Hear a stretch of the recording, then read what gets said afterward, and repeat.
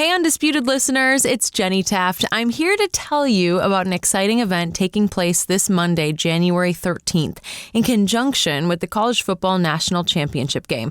Join Fox Sports college football analysts Joel Klatt and Reggie Bush, plus rules analyst Mike Pereira on Twitter, Facebook, or YouTube as they watch the game live with you, commenting on all the action between Joe Burrow and LSU and Trevor Lawrence and the Clemson Tigers. And honestly, guys, here's my thing. I wanted to see Ohio State in this one, but I think LSU, Joe Burrow, I think they win this one. I think this has been a storybook year and season for Joe Burrow.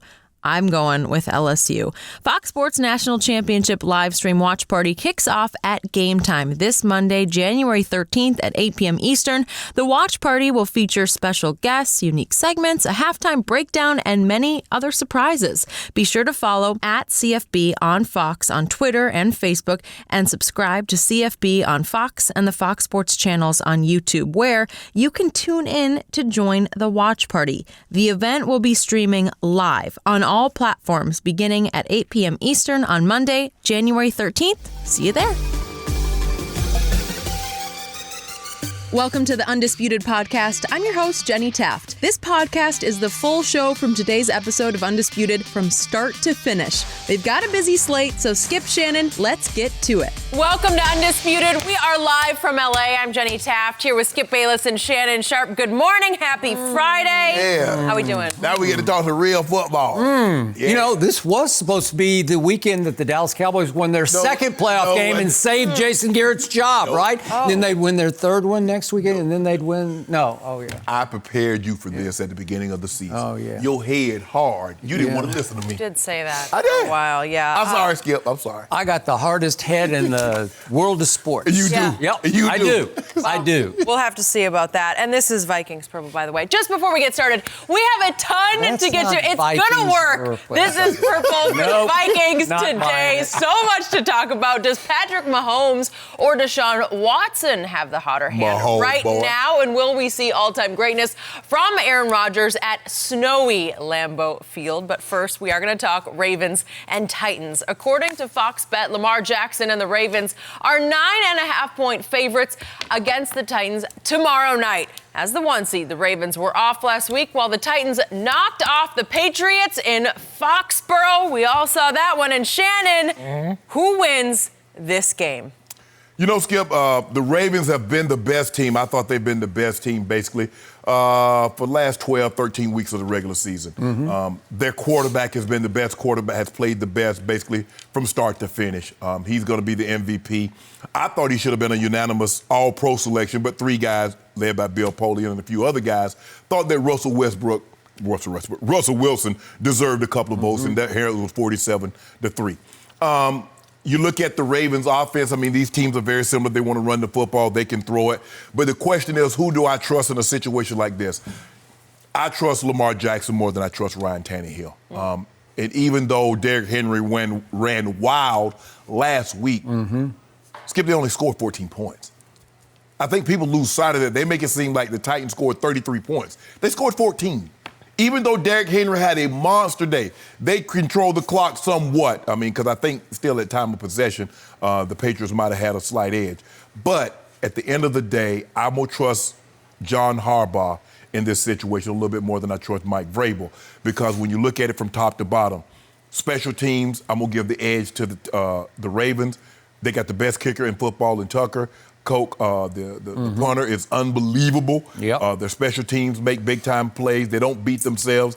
Defensively, now, they don't have the suffocating defenses of the Suggs and the Reeds and the Ray Lewis era, but they're plenty good enough. Their secondary, they got put three guys in the Pro Bowl, so they're solid.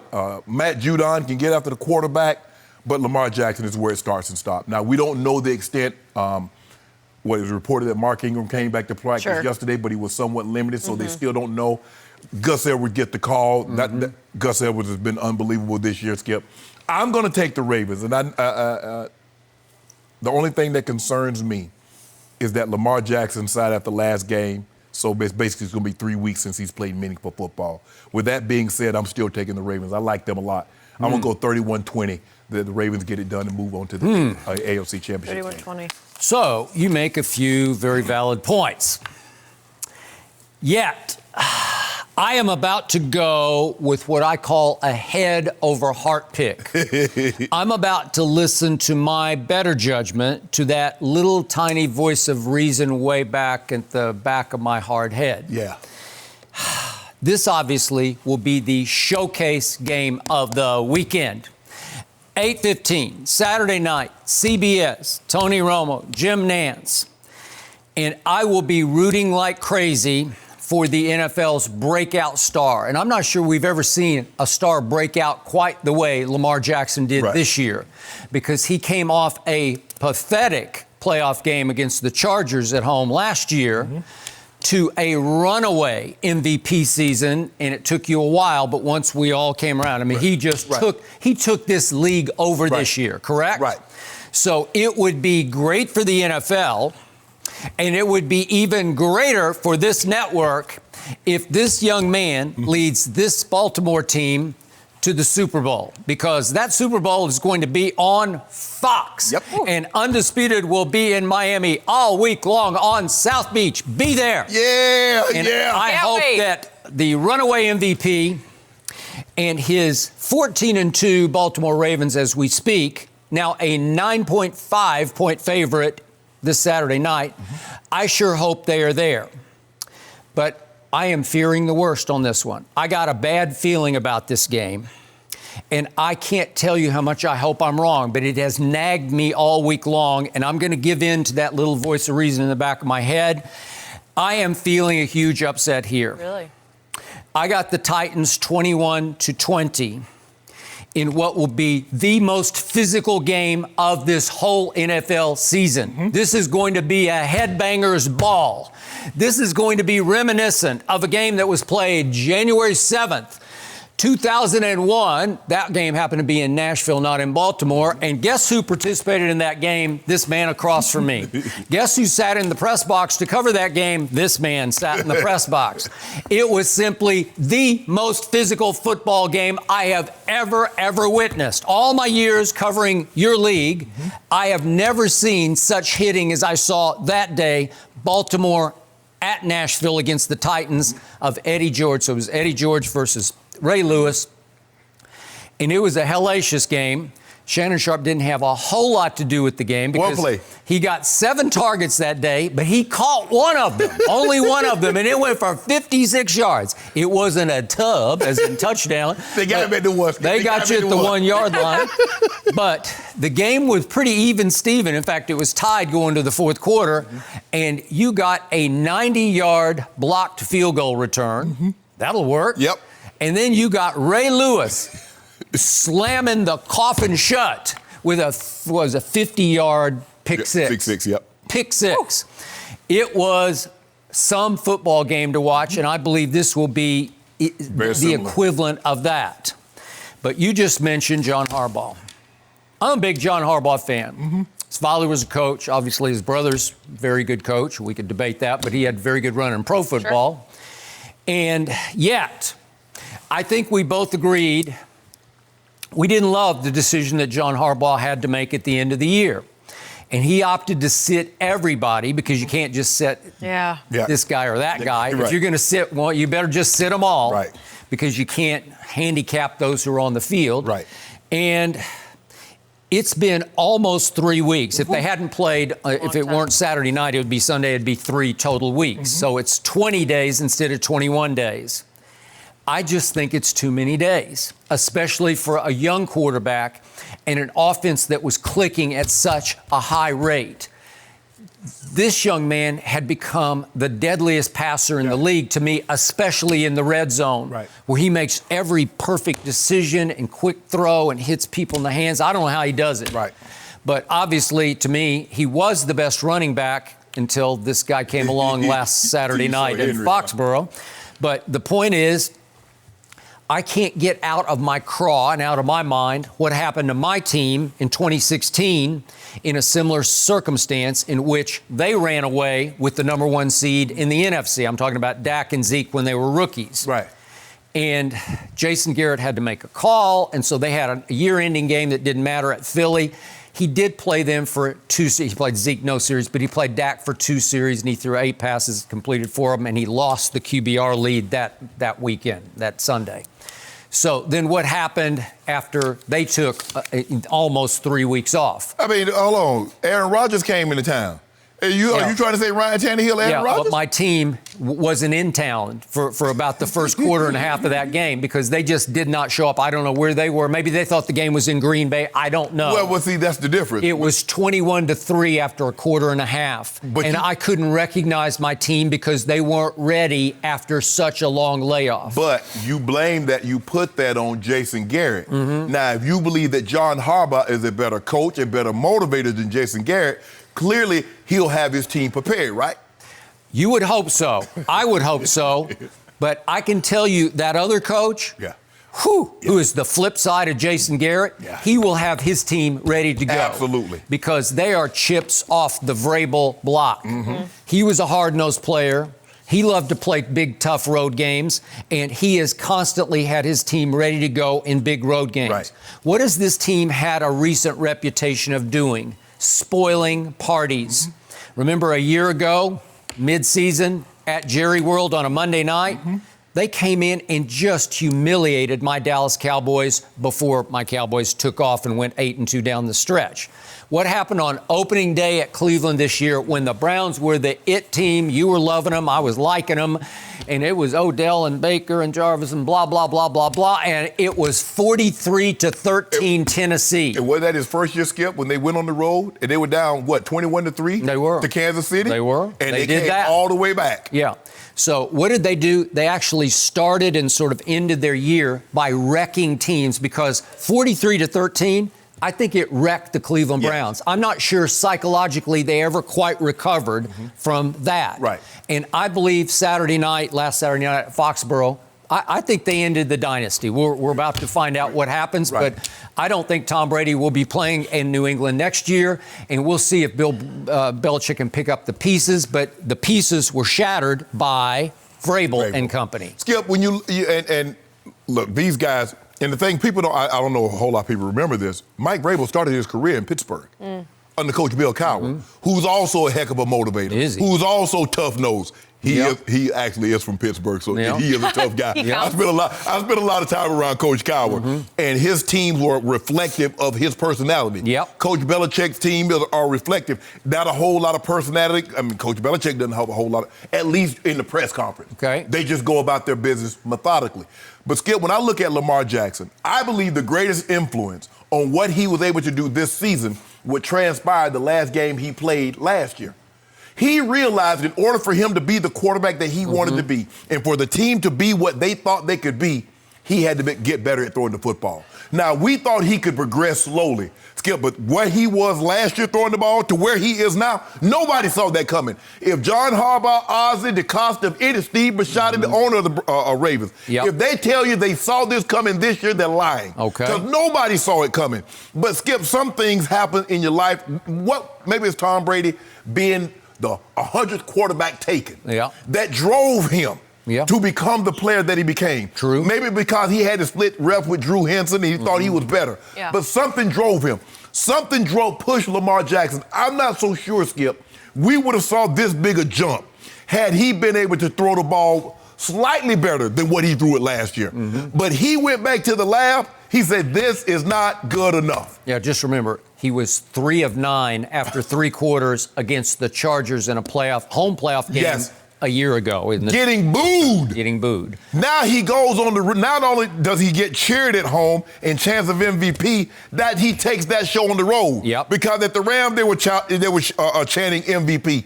Skip, this kid, what he was able to do this year, like you said, I've never seen a transformation like this with any player. To go from where he was last year, like you said, 3 of 9 heading into the fourth quarter, to the runaway MVP. And by the way, I give John Harbaugh high marks for hanging in and resisting the boos and sticking with that kid last year under duress, because he could have gone back to Flacco, and he didn't. And the kid started to figure it out a little bit in the fourth quarter, and I think he went into, the offseason feeling a little better about himself. Lamar did, because he had been able to finish respectably.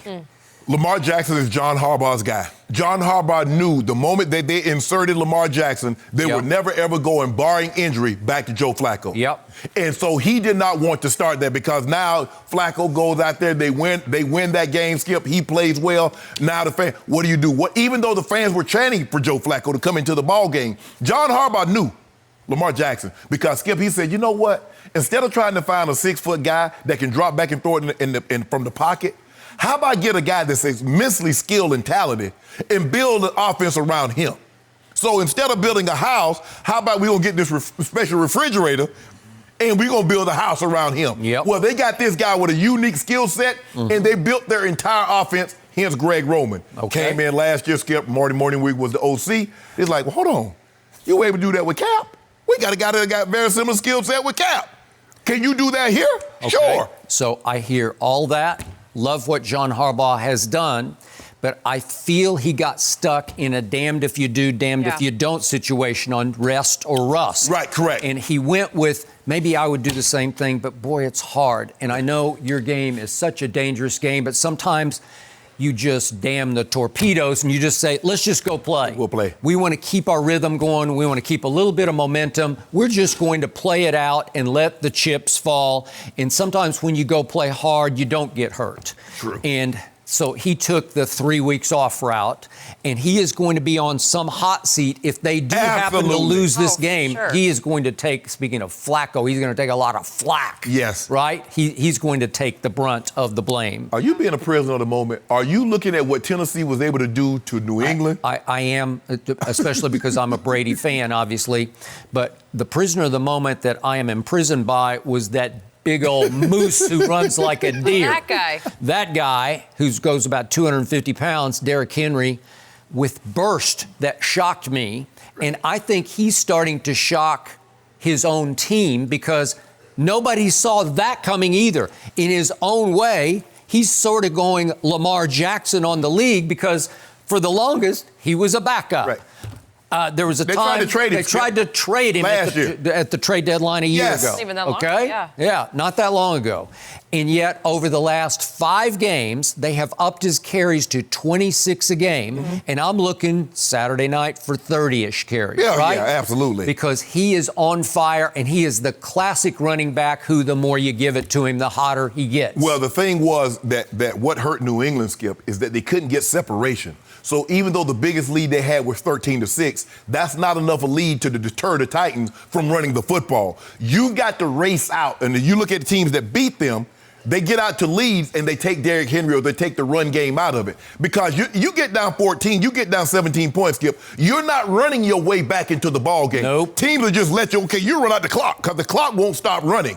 So the Baltimore Ravens, it's going to be imperative for them to get a lead of at least 2 scores to try to deter. I want the ball in Tannehill's hand, not in the stomach of Derrick Henry.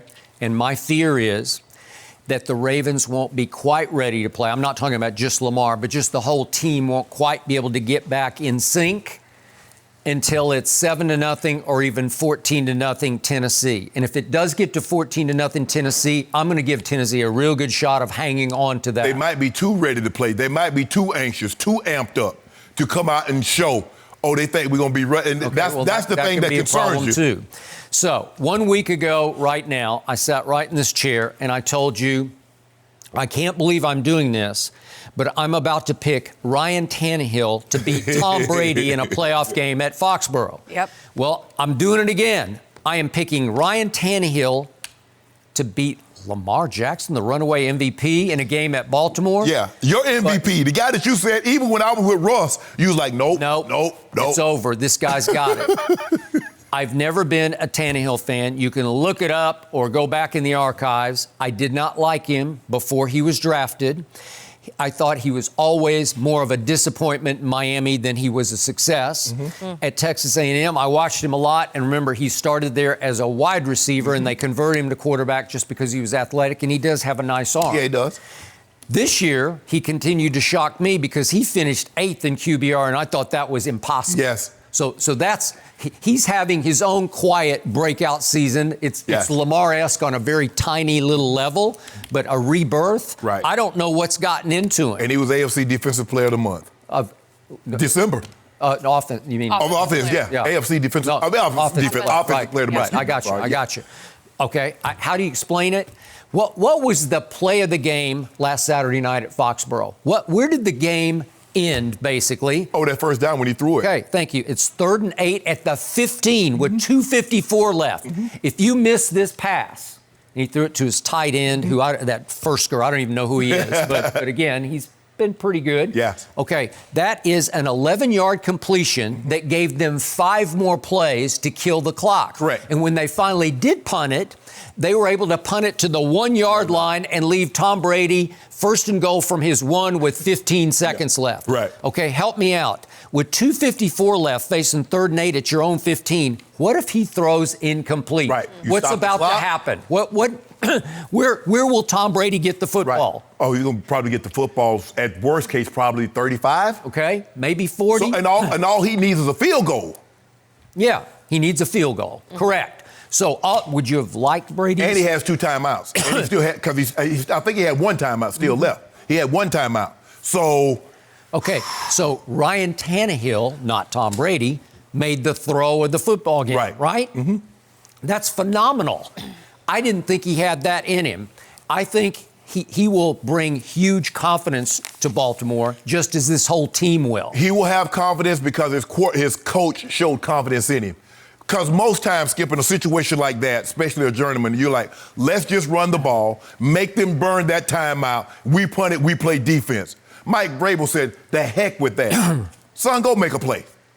Sometimes it takes you to have confidence in a player for him to have confidence in himself. Yep. And by Vrabel doing what he did, and he rewarded him. Now, he got the perfect situation, Skip. They're playing cover 5, which is 22-man. DB's playing hard inside leverage. Yep. So anything out breaking, as long as he doesn't throw it out of bounds or the wide receiver bobbles it, it's going to be a catch. Because if you look at it, the DB jumps hard inside because he don't want to give him anything crossing. He don't want to give him anything to the middle of the field. But Tannehill made an unbelievable throw. Under those circumstances. Yep, I agree. So here's what's about to happen.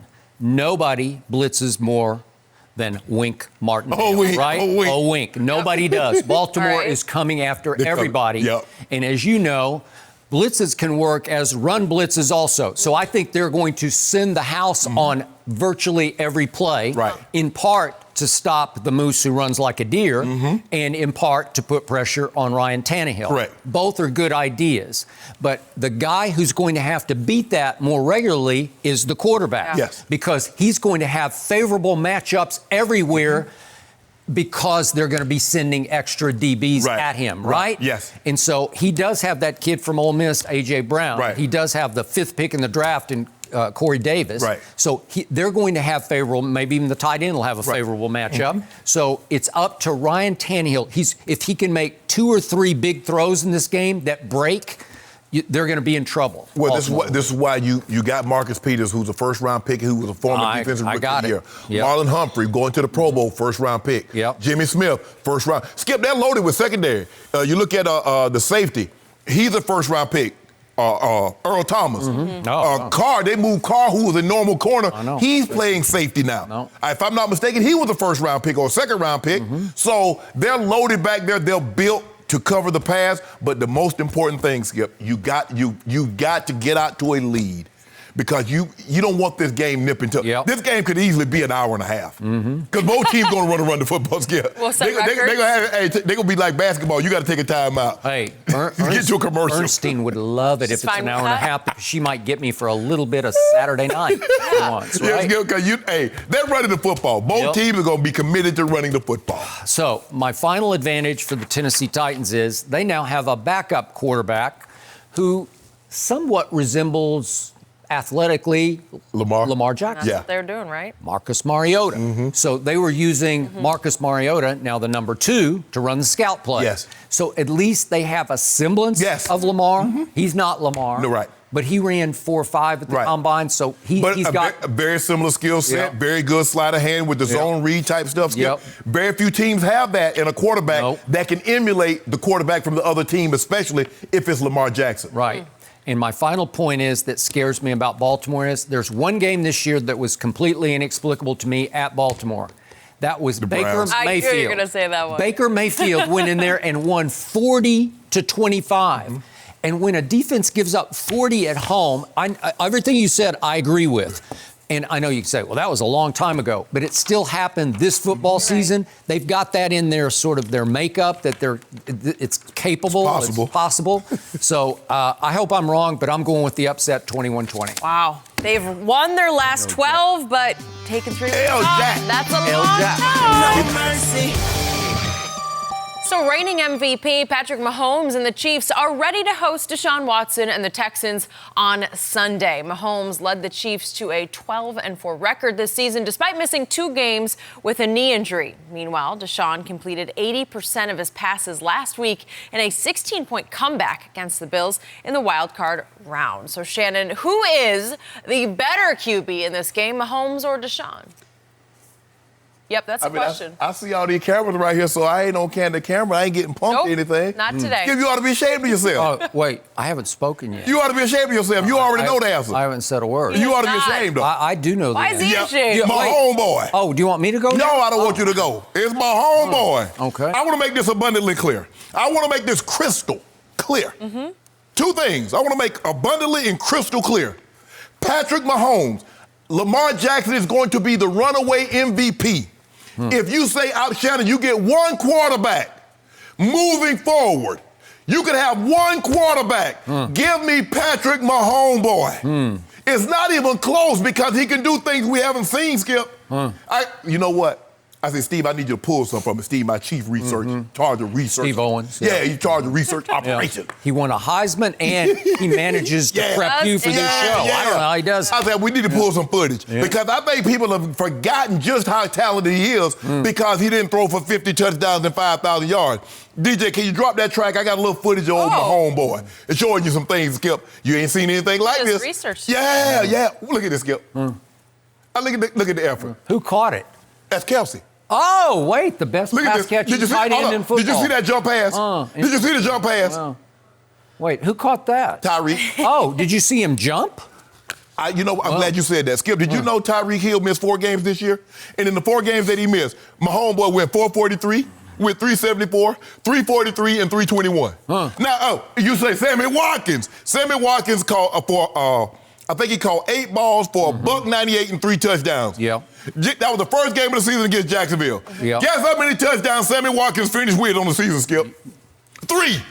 He had that in the first game. So don't sleep on my homeboy, because he's still doing it, Skip. And like I said, what happened is that when you have a historic season so early in his career, every season that you play after that, that's why they say Aaron Rodgers is on decline, because he had a historically great season. He goes 45-6, so everybody thinks that's what. No.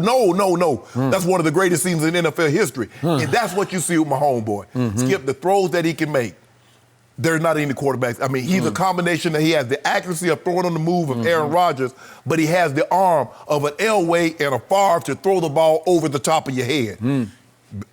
After that said, you see him rush for a couple of touchdowns late in the season because everybody dropping off. He's like, he turbos on them. I'm taking Patrick Mahomes. I like Deshaun. Deshaun Watson is a proven winner. He can extend plays, and it's just not good enough to get there. As Buffalo found out, Skip, they had the perfect defense call, perfect blitz. And guess what happened? They didn't get him on the ground. So I'm not trying to diminish him. But if you want to say, Shannon, you get 1 quarterback, give me Patrick Mahomes.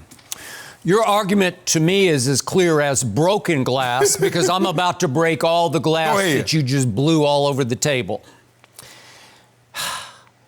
If you give me one of those 2 quarterbacks to go forward and win games, I am taking Deshaun every Monday, Sunday, Thursday. Give me Deshaun Watson any day over Patrick Mahomes because Deshaun clearly has stronger winners intangibles.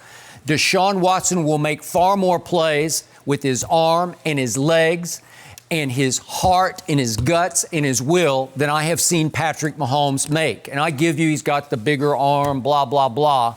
But he doesn't make more plays because all I really need to show you is just one stat. I'll just close the case right here. So Patrick Mahomes has played 33 career NFL games as a starter. He has 3 fourth-quarter comebacks and 4 game-winning drives. Right.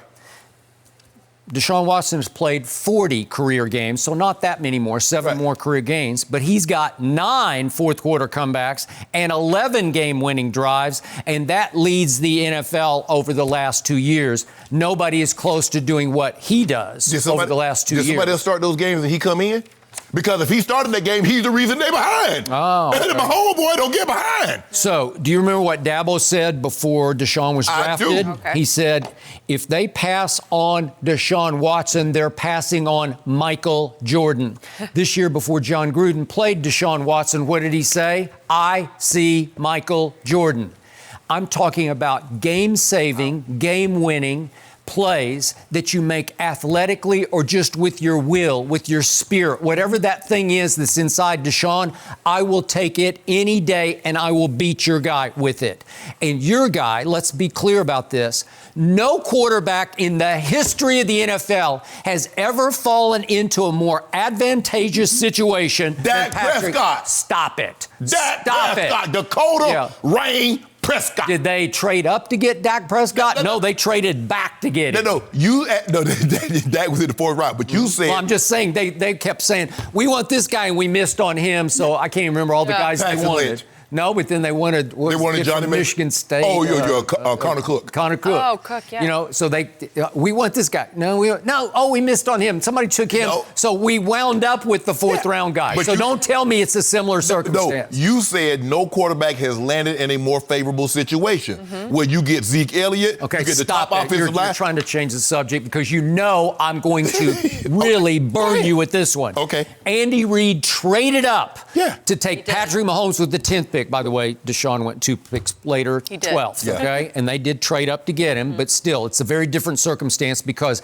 Andy Reid has done everything in his power, and he is one of the great play callers in the history of this league. He does have offensive genius about him. Andy Reid does, you know it, and I know it. He's done everything in his power to make Patrick Mahomes look great. Patrick Mahomes is like the classic case of the spoiled rich kid who gets everything you want. You want this? Oh, we'll get you this. You want? Oh, well, we'll get you that. How about the tight end that he has? How about Travis Kelce? Is there a better route-running, pass-catching tight end in pro football than this guy? There's not. I'm talking George Kittle right there. But I don't think so. I'm talking about a wide receiver of a tight end who can make acrobatic, leaping catches and has not good hands. He's got great hands. You want to talk about the ultimate security blanket that Patrick Mahomes, when in doubt, he can just look for 87 and throw it in his vicinity, and he'll probably catch it. And I got to look up the name here. Oh, yeah. What's his name? Oh, yeah. You ever heard of Jordan Atkins? That's the answer at tight end that Deshaun has. So they got fails. Jordan Atkins, but this guy caught the most balls of the tight ends. He caught 36. Travis Kelce caught 97 balls this year. And that leads me back to Tyreek. Is Tyreek? Boy, that's pretty. How about Sammy Watkins? You mentioned him. How about Mecole Hardman? How about Demarcus Robinson? How about Byron Pringle? Every time I look up, they got another speed burner at wide out. If you don't mind me asking, is DeAndre Hopkins any good? Yeah, he's about it. Okay. What about William Fuller, the 4th? Okay, is he going to play this weekend? I doubt it. The 4th? No, I'm just Fuller. Okay, he's not playing this week. Okay, but he's had it. And then Kenny Stills. Yeah, Kenny Stills any good? Okay, so you don't have any tight end of any note. Oh, okay, but no tight end of any note. But you were trying to make it seem like DeAndre Hopkins is basically sort of a possession type receiver. He doesn't run by people. He ran by New England. He sure ran by New England twice. Not huge. He's not a speed burner. No, he's not Tyreek. Well, there's nobody Tyreek. All right, well, Mecole Hardman is not Tyreek. Thank you. And then Kansas City is one of the more stable, perfectly run organizations where you can trust day after day what they're going to do. Fair. I don't know what's going on with the dysfunction down in Texas because they don't even have a GM anymore. Right. Now Bill O'Brien is supposedly totally in charge, and I got to tell you, if Deshaun Watson hadn't made one play late against Buffalo last weekend, I'm pretty sure Bill O'Brien would have lost his job because that would just be too many disasters after you win the division or have a home playoff game, right? Right. And so if we could see that play that Deshaun saved the day on, this is just so vintage. This is Jordan-esque. I don't think anybody's Michael Jordan, but boom, boom, escape, completion, 45-yard gain, 40-yard gain, I guess it was. I mean, it just won the game. Out of that. It saved the game, and it won the game. He got rocked on one side, and then he got rocked on the other. He's actually kind of fortunate because he got rocked and got stood back up. Yeah. Okay. So, but that he has done that consistently. What did I say before he got drafted? All you had to do is look back at the 2 games against St. Nick's defense, Nick Saban's defense, in back-to-back national championship games. First one a loss, second one a win. But listen to the numbers against St. Nick's defense. He throws for 405 the first game and runs for 73. That was 4 touchdown passes, and they lose by 5. In the second one, he throws for 420 and added 43 yards rushing and hit Hunter Renfrow with 1 second left to win the game, 35-31. That's just Jordan-esque in both games. And to me, if you put Deshaun in the Andy Reid system, you'd have unbeatable. Well, the knock that I will, and if there's a knock, I just think that Deshaun holds on to the ball entirely too long. Okay, because sometimes they don't protect him, and sometimes people can't get open, and he's just going to figure a way to beat you. But Skip, some of those sacks, anytime we see a quarterback take a sack, we automatically assume it's the offensive line's fault. Sometimes Deshaun holds on to the ball too long. He subjects himself to hits that he shouldn't take, and over the course of time, those add up. I'm not saying Deshaun isn't good, but that guy right there, Skip, you do realize... Who's tougher physically? What have you seen? What's been displayed for you? My guy dislocated his kneecap. On a quarterback sneak. After 3 weeks. Hey, in the history of football, nobody has ever gotten hurt on a quarterback sneak except that guy. He had a knee popped it back in place. I'll be back in 3 weeks. I don't know. There's always some knick-knack injury that he's fighting through. All I know is 4,026 and 5. All I know is he lost 2 straight home games, and I don't know how. So hold on. Well, if I'm not mistaken, didn't Tom Brady lose a couple of home games too? Okay, now we're changing this.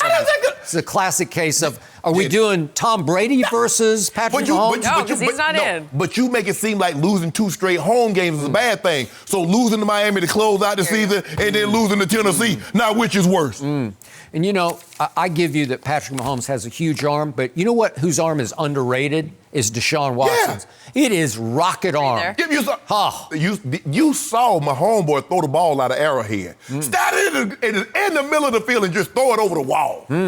Does that count? Yeah. Does that win? Did they win that game that day? So if we need to throw a 70-yard Hail Mary, we got it. Yeah, you got it. I'm taking Deshaun all day and all night. I will win more games long-term. I ain't going to be able to do that. It's going to be a good game. I have a feeling this one is going to be good. Watch my homeboy, Skip. He's going to show you why he's special. He's going to show you why he's special. Well, he's got a special football team. He's got a better defense. He's got the most special receiver core in pro football. But you make it seem like Deshaun throwing the slouches. Well, he's throwing to one really good receiver, and that's about it. No mercy. Aaron Rodgers has led the Packers to the 2nd seed in the NFC, and they will host Russell Wilson and the Seahawks on Sunday. Wilson is 0-3 against the Packers in his career on the road and at Lambeau, and the Seahawks haven't won at Lambeau since 1999. Wow. I still can't believe that stat. Shannon, who wins this game? That might have been Holmgren's first game in Seattle, if I'm not mistaken, Skip. I'm going to take the Pack. Because I think for the first time in a very long time, Aaron Rodgers goes into the playoffs with a balanced football team. They can run the football. Now, Skip, people think they have a running attack like the 49ers or the Ravens or the Tennessee, and they don't. Aaron Jones has a lot of rush touchdowns, but they're a middle-of-the-pack rushing team. Now, he just so happens that he's had really big games on national television, Skip. The game against Dallas, I think they had another game against they had another one against Minnesota. I think they had the game against Kansas City. So he's had really big games in really big moments. But they're not a team that's going to run the ball for 200 yards, like the Ravens can do or like Tennessee. But this is the first time that Aaron Rodgers has had that at his disposal. And He's healthy. He realized what's at stake here. And this is why you want to get the win all your games, Skip, because you want to get somebody coming in when it's supposed to snow 8 to 10 inches on Saturday, and they ask for volunteers to come shovel out from under that on Sunday. 700 volunteers. Yeah. They love it. You're going to go up? That's no. not enough money. I do it for $30 an hour, not for no 12. You know how cold it is right now? I don't care. For $30 an hour, You would not shovel snow for $30 an hour. Oh, not now. Back in the day, I mean, the people that they go get to shovel snow. Just thinking the cold you wouldn't handle. You know how cold it is right now? I worked a lot more hours for less money than that. Yeah. But anyway, Skip Bayless, Aaron Rodgers is going to show you how he became to be Aaron Rodgers. Oh, really? Yeah. Oh, so the old Aaron Rodgers is going to show up. Oh, the one that's the most gifted thrower, the transcendent thrower of the football that we've seen in our lifetime. And, Skip, this is why you spend $180 million to go get the Smith brothers, Zadarius and Preston. This is why you go pillage Amos from Chicago and bring him over there. That's why you paid all this, for these moments, because the homegrown talent that you were getting wasn't getting it done. So, Ted Thompson, I'm tired of your approach. You keep on trying to grow. We got Aaron Rodgers. Go get Smith. Go get Smith. Go get Amos. And guess what? Ta-da, here we are. Now, Russell Wilson is a different animal. He's so frustrating. Philly had it 3rd and 15, and what'd he do? He scrambled and get a first down. They got it 30 days. Skip, that's all you're hoping. Ooh, we got a 3rd and long. We're going to get off the field. Yeah. No, you're not. It's 3 more downs. And guess what he does? He scrambles again, or he runs around and he finds Metcalf, or he finds Lockett. He's a lot like Deshaun Watson. Well, Deshaun Watson a lot like him because their escapability. Not only can they escape to throw the ball, they can escape and get out of harm's way with their legs. But I'm going to take Aaron Rodgers at home. It's going to be a close ball game because, Pete Carroll has these guys coached. They'll be spitting venom. I'm going to take the Pack at home 24-17. Okay. You don't sound like you're convicted with that. Oh, I'm convicted. That's Aaron Rodgers. Confidence. That's Aaron Rodgers. I think you're trying to talk yourself into it. No, this was easy. Because I don't know how many times you have sat in that chair across from me and told me how unbelievable Russell Wilson is. He is. He's unbelievable. He is. Right? Yes. You kind of just did it just yes. Now, right? Yes. Okay, so I told you to start the show that my Titans pick was a head over heart pick because I'm rooting for Lamar. This is going to be a heart over head pick because I cannot bring myself, apologies to Lil Wayne, my friend, to root for Aaron Rodgers or the Green Bay Packers. I just can't do it. Why? I'm sorry. I don't like them. I don't love him whatsoever because he is the biggest diva in the National Football League. He is the LeBron James of the NFL. Guy up in Foxborough. No, he's not. There's no diva in him at all. Big D, too. He is a team player. Whatever. Yeah. So here's the point. Aaron Rodgers is clearly in decline. I've bombarded you with stat after stat. If you'd like me to throw a few more, let's just do this year. But I can do it for the last 3 years. But if we just do this year, QBR, he ranked 18th this year. That's not that guy we used to know. Is that better than Brady's? It just doesn't matter. It is. Your only way to ever win an argument on this show is to change the subject. No, but Skip, I'm just trying to... We're talking about Aaron Rodgers versus Russell Wilson. If you stay there, good luck to you. But here's the thing. But you're saying Aaron is declining when all his numbers are not worse than Brady's. I think it's... Okay, your turn. You're right, it is your turn. It is. I misspoke. I spoke out of place. He's got some numbers to get to. The QBR has fallen for Aaron Rodgers each of the last 4 years. The completion percentage has fallen each of the last 4 years. 18th in QBR. Completion percentage, wait a second, that's fallen to 21st in the NFL this year. Is that good? Help me out. How about deep passing completion percentage? He ranks 18th. And how about with a clean pocket passing percentage? He ranks 23rd among NFL quarterbacks this year. Declining.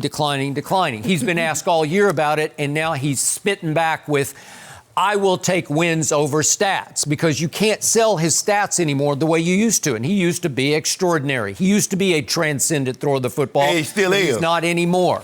So here's my point about this game at this place.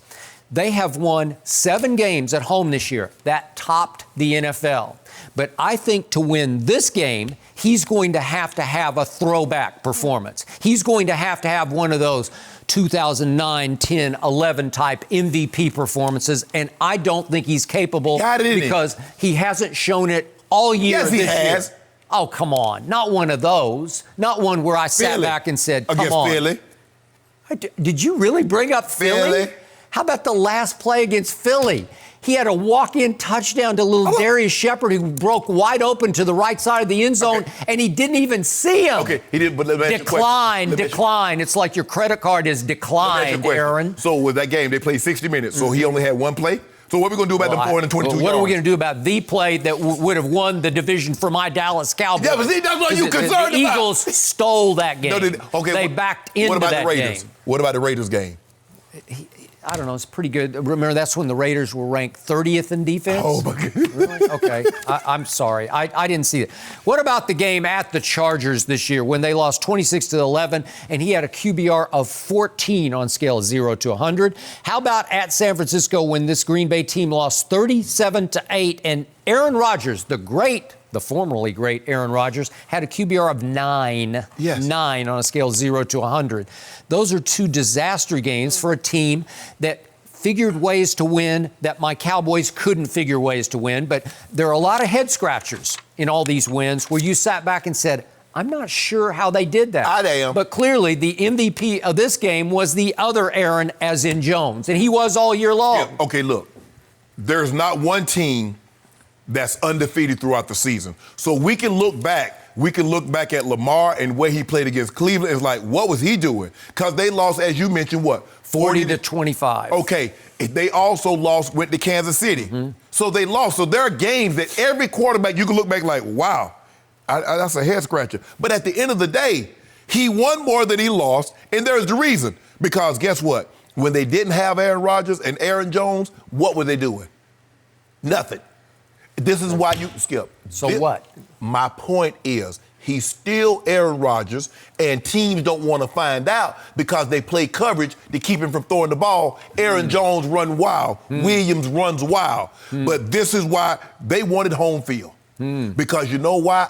Because I know it's never going to be in January 80 degrees in Lambeau. So we're going to get blistering cold, and we're going to bring somebody but up here and put paint on them. Okay, but it's supposed to be in the 20s on Sunday. Even though there's going to be a snowstorm on Saturday, I think it's going to be rather balmy on Sunday. To be honest, 20s is a pretty good day. It's not bad. But Skip, it's football weather. That might be 20 degrees at 3 o'clock. What happens at 4 o'clock? What happens at 5 o'clock? I think it's supposed to stay up in that range. Let me ask you a question. How often does it get to 20 degrees in Seattle? Because they don't practice outside. They practice when it's 20 degrees, they in the dome. I've spent a lot of time in Seattle, and it gets cold. Yeah, it ain't cold. It gets bone-chilling cold. It gets rainy, wet cold. It's something about that old there's something about that old Midwest cold. Yeah, that old Chicago and that Lambeau, boy, from Chi-Town. I know something about the cold. Well, I know something about that. It's freezing. It gets you in your soul. Yeah, your soul. And I lived 4 years in Chicago, and I know it. That's the coldest city in America. I think it's colder than Minneapolis to me, just on the feeling of it. Just coming off the lake. Yes. I don't know. Now, back to those Seahawks. I just said that the Packers led the NFL with 7 home wins. Guess who led the NFL with 8 road wins? The Seattle Seahawks. Okay. So we have irresistible object, immovable force, and I'm going to go with the road team here. I'm going to go with Russell Wilson winning a 9th road game because he has been, to use your word, unbelievable on the road. Skip, you letting the hatred of Aaron Rodgers blind your judgment. So look at this. I love QBRs, you know. Oh, man, look at Russell Wilson's QBRs on the road this year. He's got 4 over 80. You have no idea how extraordinary that is. I do. He has another one over 70, so he's got 5 70-plus QBRs on the road out of the 8 road games that they've won. He's even better away than he is at home because they weren't very good at home this year. I don't know what got into them, but suddenly they flipped their script. He's going to have to, he can't be good. He's going to have to be great because of the guy that's standing on the sideline with 12 on. So he's going to have to be better than good. He's going to need another one of those 80 QBRs. Wait, the guy standing on the sideline with 12 on, he's like a wax museum figure. Whatever, right? He's like it's Madame Tussauds, right? Yeah. Well, so he just stands over there, but then the real Aaron Rodgers is kind of decrepit now. No. You know? When he comes on the field, you'll see, Skip. I want you to make sure, because this is what you want your quarterback to be able to do in Dallas. So here's what's happened also in the decline of Aaron Rodgers. He used to beat you with his legs. If we go back to 2009, 25 times he ran for first downs in 2009. How about 2016? 24 times. That wasn't too long ago, 4 years ago. Yes. He ran for 24 first downs with his legs. This year, 9 times for first downs. Why is that? Big difference. He's older. He's not as driven as he used to be. He's more protective of his body than he used to be. He's starting to mellow out and segue into the winter of his career. There you go. He's on the back nine. He talked about it this year. Skip. He's the flip side of Tom Brady. He's looking at the end instead of, I want to play 4 First of all, Skip, you talk about 2009, that was 11 years ago. He was in his 20s. And the last couple of times he's run, what has he ended up with? Broken collarbones. Absolutely. So he realizes in order for me to prolong my career, I need to protect myself and keep myself out of harm's way. So he is running less. And guess what? As quarterbacks age, John Elway was a mobile quarterback. He ran less. Steve Young ran less. Elway helicopter in one of those Super Bowls, right? He did, Skip, but he wasn't helicoptered every week. Okay, I got And it was a situation since the Super Bowl. The final 2 factors that I give to Seattle, the return of beast mode. I can't do it statistically. I'm just doing it psychologically. Wow. I just think they think they're blessed to have him back in their midst. Like, we got beast mode back, and he made one play, and really only one play, and it was a 5-yard run that felt like a 50-yard run at Philly. And I believe he'll make a couple of those plays this weekend. And then finally, I boil it down to Pete Carroll, Matt LaFleur. Pete Carroll, Matt LaFleur. Do you want this guy or the rookie head coach? I would take the rookie, because anybody that won't get the ball to beast mode at the 1-yard line deserve to be. Move on from it. He's Move on giving from it to him this year. Oh, yeah, exactly. Think about that, Making Jenny. up for lost The last time. 2 games, he's giving it to him on the 1-yard line. But in the most important game, Super Bowl 49, what do you do? He's making up for Maybe lost You time. can't make up for that one. Wishes he could have that one back. You'll never get that one back. I'm going I know. 2014 visiting team. Can I get some do on it? Yeah. Nope. Come on, hold on, Skip. I'm not We got to ready get some to do in the play. We got to get Why not? We playoff haven't do. had do on anything. You pick every favorite every time, and I'm always going way out on the limb, but this isn't a do limb.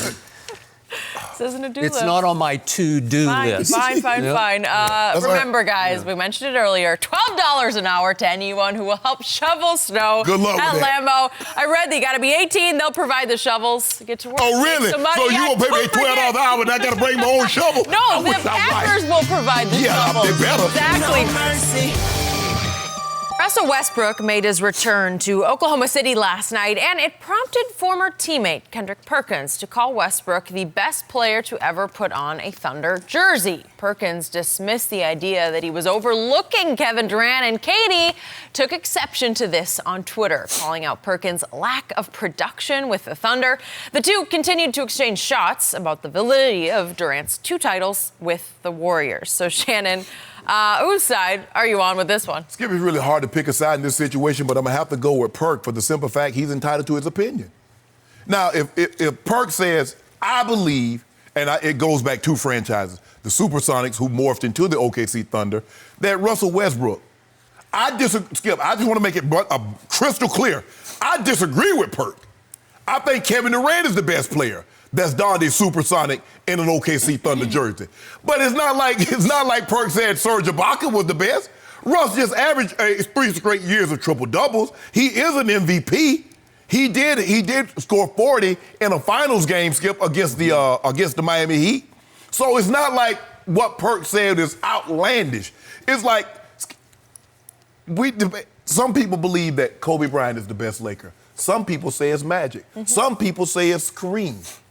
As long as you don't say Mark Manson, I ain't fighting you. He just can't let it go, Skip. He just can't. KD, I get it. If you want to do the emoji where you just, the emoji eyes like you surprised that he said that, okay. But, man, you going to ruin friendship over this? Really, Skip? Come on, man. That's the man's opinion. Just like you didn't want anybody questioning your right via free agency to go join a loaded team. All Perk said was what everybody else is thinking. Katie, you know. And Perk said, bruh, you joined a team that you had down 3-1 in the Western Conference Finals. You went and joined them. Every NBA player in the league, I shouldn't say every, there's no such thing as all and every, but 95% believe that was a weak sauce move by KD. That's their opinion. Just like KD had a right. That's his choice to go where he wanted. He gets so upset, he don't want anybody to have an opinion that differs from his. So, but I got to ride with Perkins, Skip, because that's his opinion. I don't agree with it. Kevin Durant's the best player in Seattle and OKC. But that's Perk's opinion. KD shouldn't get upset about that. So, to your initial point about the Lakers, a lot of people think Kobe was the greatest. A lot of people think Magic was the greatest. There's a vast segment that think Kareem Abdul-Jabbar was the greatest Laker. We can just keep on going round and round and round about all of those players. Nobody thinks Russell Westbrook was the greatest Thunder. Nobody. Nobody has ever made that case except for our man Perk. That was outlandish. That was out of bounds. I don't know if he's just trying to get a rise out of KD. But it worked. But them is fighting words. It worked. And KD will respond. He'll respond to anybody. Sure. He'd respond to Kendrick Smith on Twitter, right? It wouldn't matter. But the point is that once the fight started, Perk got nuked.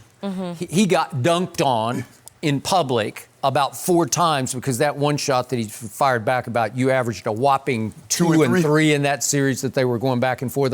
But you played hard, champ, said KD. You played hard. Kendrick always played hard, right? Right. But Skip, you know, Perk was never the same once he tore that ACL in Boston. And when he tore that, when he had that knee injury in the finals against the Lakers, he wasn't the same. Okay. So, but I think we all get that. We agree with that. Now, to your weak sauce point about Kevin Durant. A lot of people definitely thought that. In fact, I'll go 90% of the NBA world and the Twitter world and the social world thought weak sauce. Right.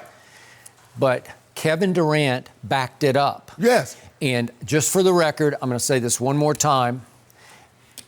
I'm pretty sure I was the first to report 2 years before Kevin left that he was leaving Russell Westbrook, that he had decided 2 years before he would never be able to win a championship with Russell Westbrook as his primary decision maker. Right. So I did not condemn him. In fact, I didn't even criticize him for joining a team that they had just had down 3-1 in the conference finals. I got it because the truth was, the Warriors begged him to join, right? Right. It wasn't just a luxury to add him on. No, it was their centerpiece. It was a necessity. It was a necessity because how many times have you told the story about Draymond went into the parking lot crying? Crying, Jenny. Towel was still on. I mean, it's emotional. Yeah. His feelings were hurt. Right off the court, smelling like get back. Didn't even take a shower. Yep. And I don't know about that. KD? Call him K. No, you call him K. You call him KD. Hey, K. LeBron did it to us. Can you come help us? Same Draymond who ultimately called that man the B word, sitting on the bench against the Clippers, right? So what you're starting to see, Skip, is that people, when they get upset with KD, tell the truth. Okay. But I think even today, Draymond, in his heart of hearts on a lie detector, would say, boy, he was the best player we ever had. Yes. Right? But two things can be, I'm a firm believer, two things can be true. Yep. You can be the best player and still, be that garden utensil. Yep. So, you know what I'm saying? You know what I'm saying? You know what I'm talking about. Yep, that is true. Those two things can definitely be true. But not only did KD join the champs, or they weren't the champs at that point, but joined the juggernaut. Right. But he led them to back-to-back championships by winning Finals MVP, and I did not see that coming. To this day, I'm like in awe. I'm like genuflecting to Kevin Durant because with the weight of the NBA world on his shoulders and everybody waiting for him to fall on his face in the first go-round against LeBron, he went into LeBron's house in Game 3 and just took the game over and made the shot of shots right in LeBron's mug to win the game. But let me ask you, well, put it to you like this, Skip. What if somebody says Steph Curry is the best player to ever play for the Golden State Warriors? Now, Rick Barrett, they're going to say Wilt. Some people going to say Rick Barry. Okay, whatever. A lot of people would say Rick Barry. Okay, KD going to get upset? Because KD wore a Warriors jersey. I give you another example. I give you one better, Skip. If people say Dwayne Wade is the best player ever to wear a Heat jersey, now I'm going to disagree. Because I believe the guy that wore 6 for those 4 years was the best player to wear Heat jersey. But you're bringing up debatable issues. The Oklahoma City Thunder issue is not debatable. It was Kevin Durant. But Skip, first and last, it was Kevin Durant. I think after he left, because Russ, the thing is that Russ could have asked to be moved after KD left, and he didn't.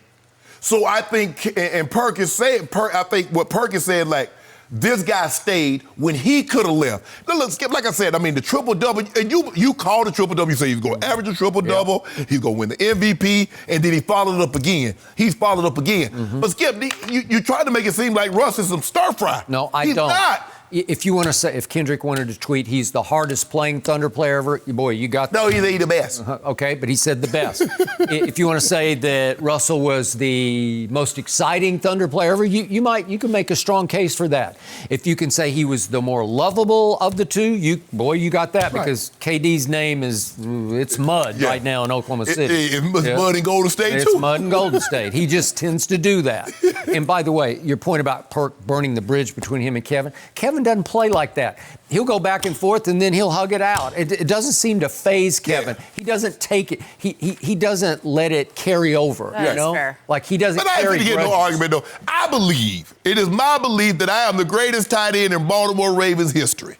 Now, some people might say Todd Heap. Okay. Todd Heap was drafted. He spent more years there. Sure. I'm not about to get in no discussion and go back and forth with Ray Lewis or some of the guys Peter Bowler, guys I played with on Twitter, because we got a disagreement about who was better.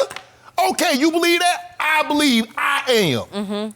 Okay, but Perk was just playing to the crowd on that one, because he knew he was going to create a firestorm, and I think he knew in his heart of hearts that KD was going to respond. Very true. And he did. It's kind of like, you're rattling a stick in the hole. You know animals in there. And eventually and pretty soon he come out there, oh, okay, I knew I could get you to come out. So that's when you need KD. Like Caddyshack, right? Do you know Caddyshack? Yes, okay. I do. He knows he's in there. Yep. He knew, Skip. You know what? Perk was sitting there writing that thing. So I'm like, if I hit Sid, I bet I get him. And you can see him smirking a little bit, like. You know what? It was a smirk. Yeah, like, I would agree. Let me see what I can do here. Okay. Hey, Perk. We've had him on. I think Perk. Perk got some French bulldog puppy. Perk, I think I might get one of them old puppies of yours. Oh, really? Really? They're pretty cute. But again, on KD, then he goes to weakest move in NBA history. Yeah. Now that's a mouthful, man. Then it gets a little bit that got different. Yes. But Skip, you think Perk is the only one that thought that? No. There are a lot of NBA. I know, but he said it. Yes. He tweeted it. It's out there. It's for posterity. How long did you think Draymond sit on what he thought of KD before he actually uttered it? That wasn't no spur of the moment. You don't think the first thing come to your mind in the argument, oh, you this. You done thought about that a long time. You think about stuff a long time before you build up the courage, the stomach to say it. Draymond uttered the same word at LeBron James in the middle of Game 4 of the, 2015 finals, right? Yep. He said that B word to LeBron, and now they're like business partners. But unlike KD, LeBron stepped to him and said, excuse me, bro, what you say? KD went on the sideline talking about, hey, Boogie, tell him don't call me that again. That's what he did. LeBron stepped to him. LeBron said, first and foremost, basketball aside, I'm a husband and I'm a father. There are certain things you don't say to me on the court, or I'm going to have to deal with you. I don't remember that. That's what he said. I think he just put words in his mouth and in his head. But I don't know. But I'm just saying, what KD do? Went over there to talk to Boogie. He talk about Boogie. You go talk to Draymond for me and tell him to apologize? Draymond said, I ain't apologizing for nothing. By the way, that B word from Draymond to LeBron changed LeBron's legacy, because it got that word, because he yelled it out. You could hear it at courtside. It got Draymond suspended for Game 5 and turned that series around. We're going to get him anyway. LeBron would have another. LeBron said, you know what? Hey, LeBron said, we got this. He said, all we got to do is win Game 5 and the pressure, because you ain't not going to beat us in Game 6. And he dropped that 41. He and Kyrie dropped, and then he dropped another 41, and then he put that 27-point triple dub. Kyrie dropped There you go. What about that block? What about the blocks heard around the world? Thanks to J.R. Smith. The block built for two, like a bicycle built for two. Like a bicycle.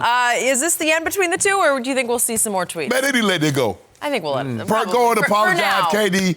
Man, for now. KD doesn't miss a thing on social media, so he must be got people on staff. He's got a little time right now. Hey, if anything with at KD Trey in that thing, y'all need to let me know about it. Oh my gosh. No mercy.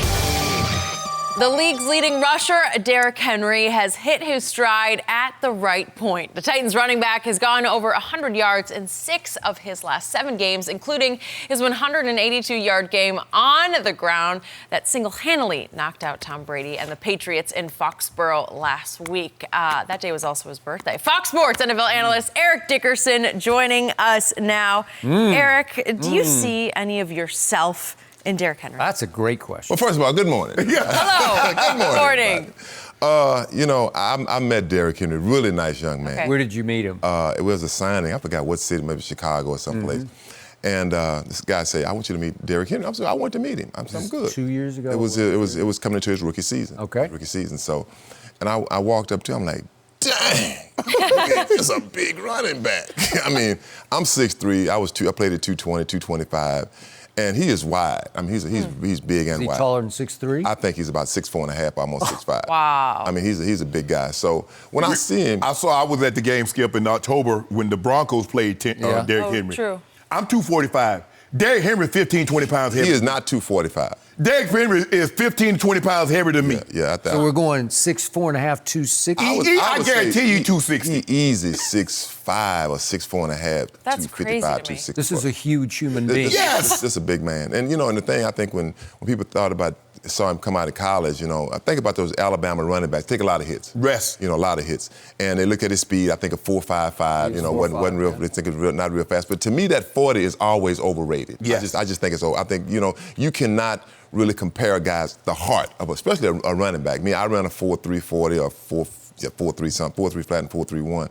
And when I looked at him, I'm like, this is a lot like me. But, the thing is that with Derrick Henry, as the game goes on, just like I did, when you get to those 25, 30 carries, all of a sudden, that's when that defense don't want anymore. You saw it in New England. I won't forget when we played the Detroit Lions my rookie season. I came on the field, and you've been hearing how big I was. It was 2 DBs. They said, "That's a running back. Damn, that's a big running back." And I guarantee you, guys said that about Derrick Henry. Yes, absolutely. They say, "Man, that's a defensive lineman." I mean, and in the fourth quarter, you don't want to take them hits. I can tell you, when we played the Dallas Cowboys. Oh, here we go again. You just have to bring I just had to bring it up, Skip. And you're talking about the playoff game. The playoff game. We played the Cowboys. I was giving it to him. Matter of fact, there was one guy, Eugene Lockhart. Me and Eugene Lockhart hated each other. With the University of Houston. Yep. We always talk noise to each other. And so in that game, I couldn't wait. He was talking before the game. I'm talking to him. And I don't really talk. And about the third quarter, he tried to arm tackle me. I broke his forearm. Ooh. And when I went by, I said, "Oh, that hurt, that didn't it? That hurt, didn't it? That hurt." I could see. They didn't want no more of that. And with Derrick Henry, you see the same thing.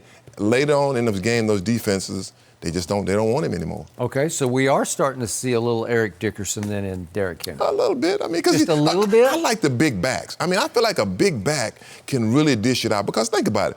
Late in the game, a guy that's 5'8", 5'9", what is he really going to do? He's a scat back. He's quick. But a guy that's 6'4", 6'5", you 6'3", them linebackers, they got to take on those shit. They got to wrestle with this offensive lineman. I got to make this tackle. And it was cold and rainy. Was that Deshaun? Yeah. Oh, yeah.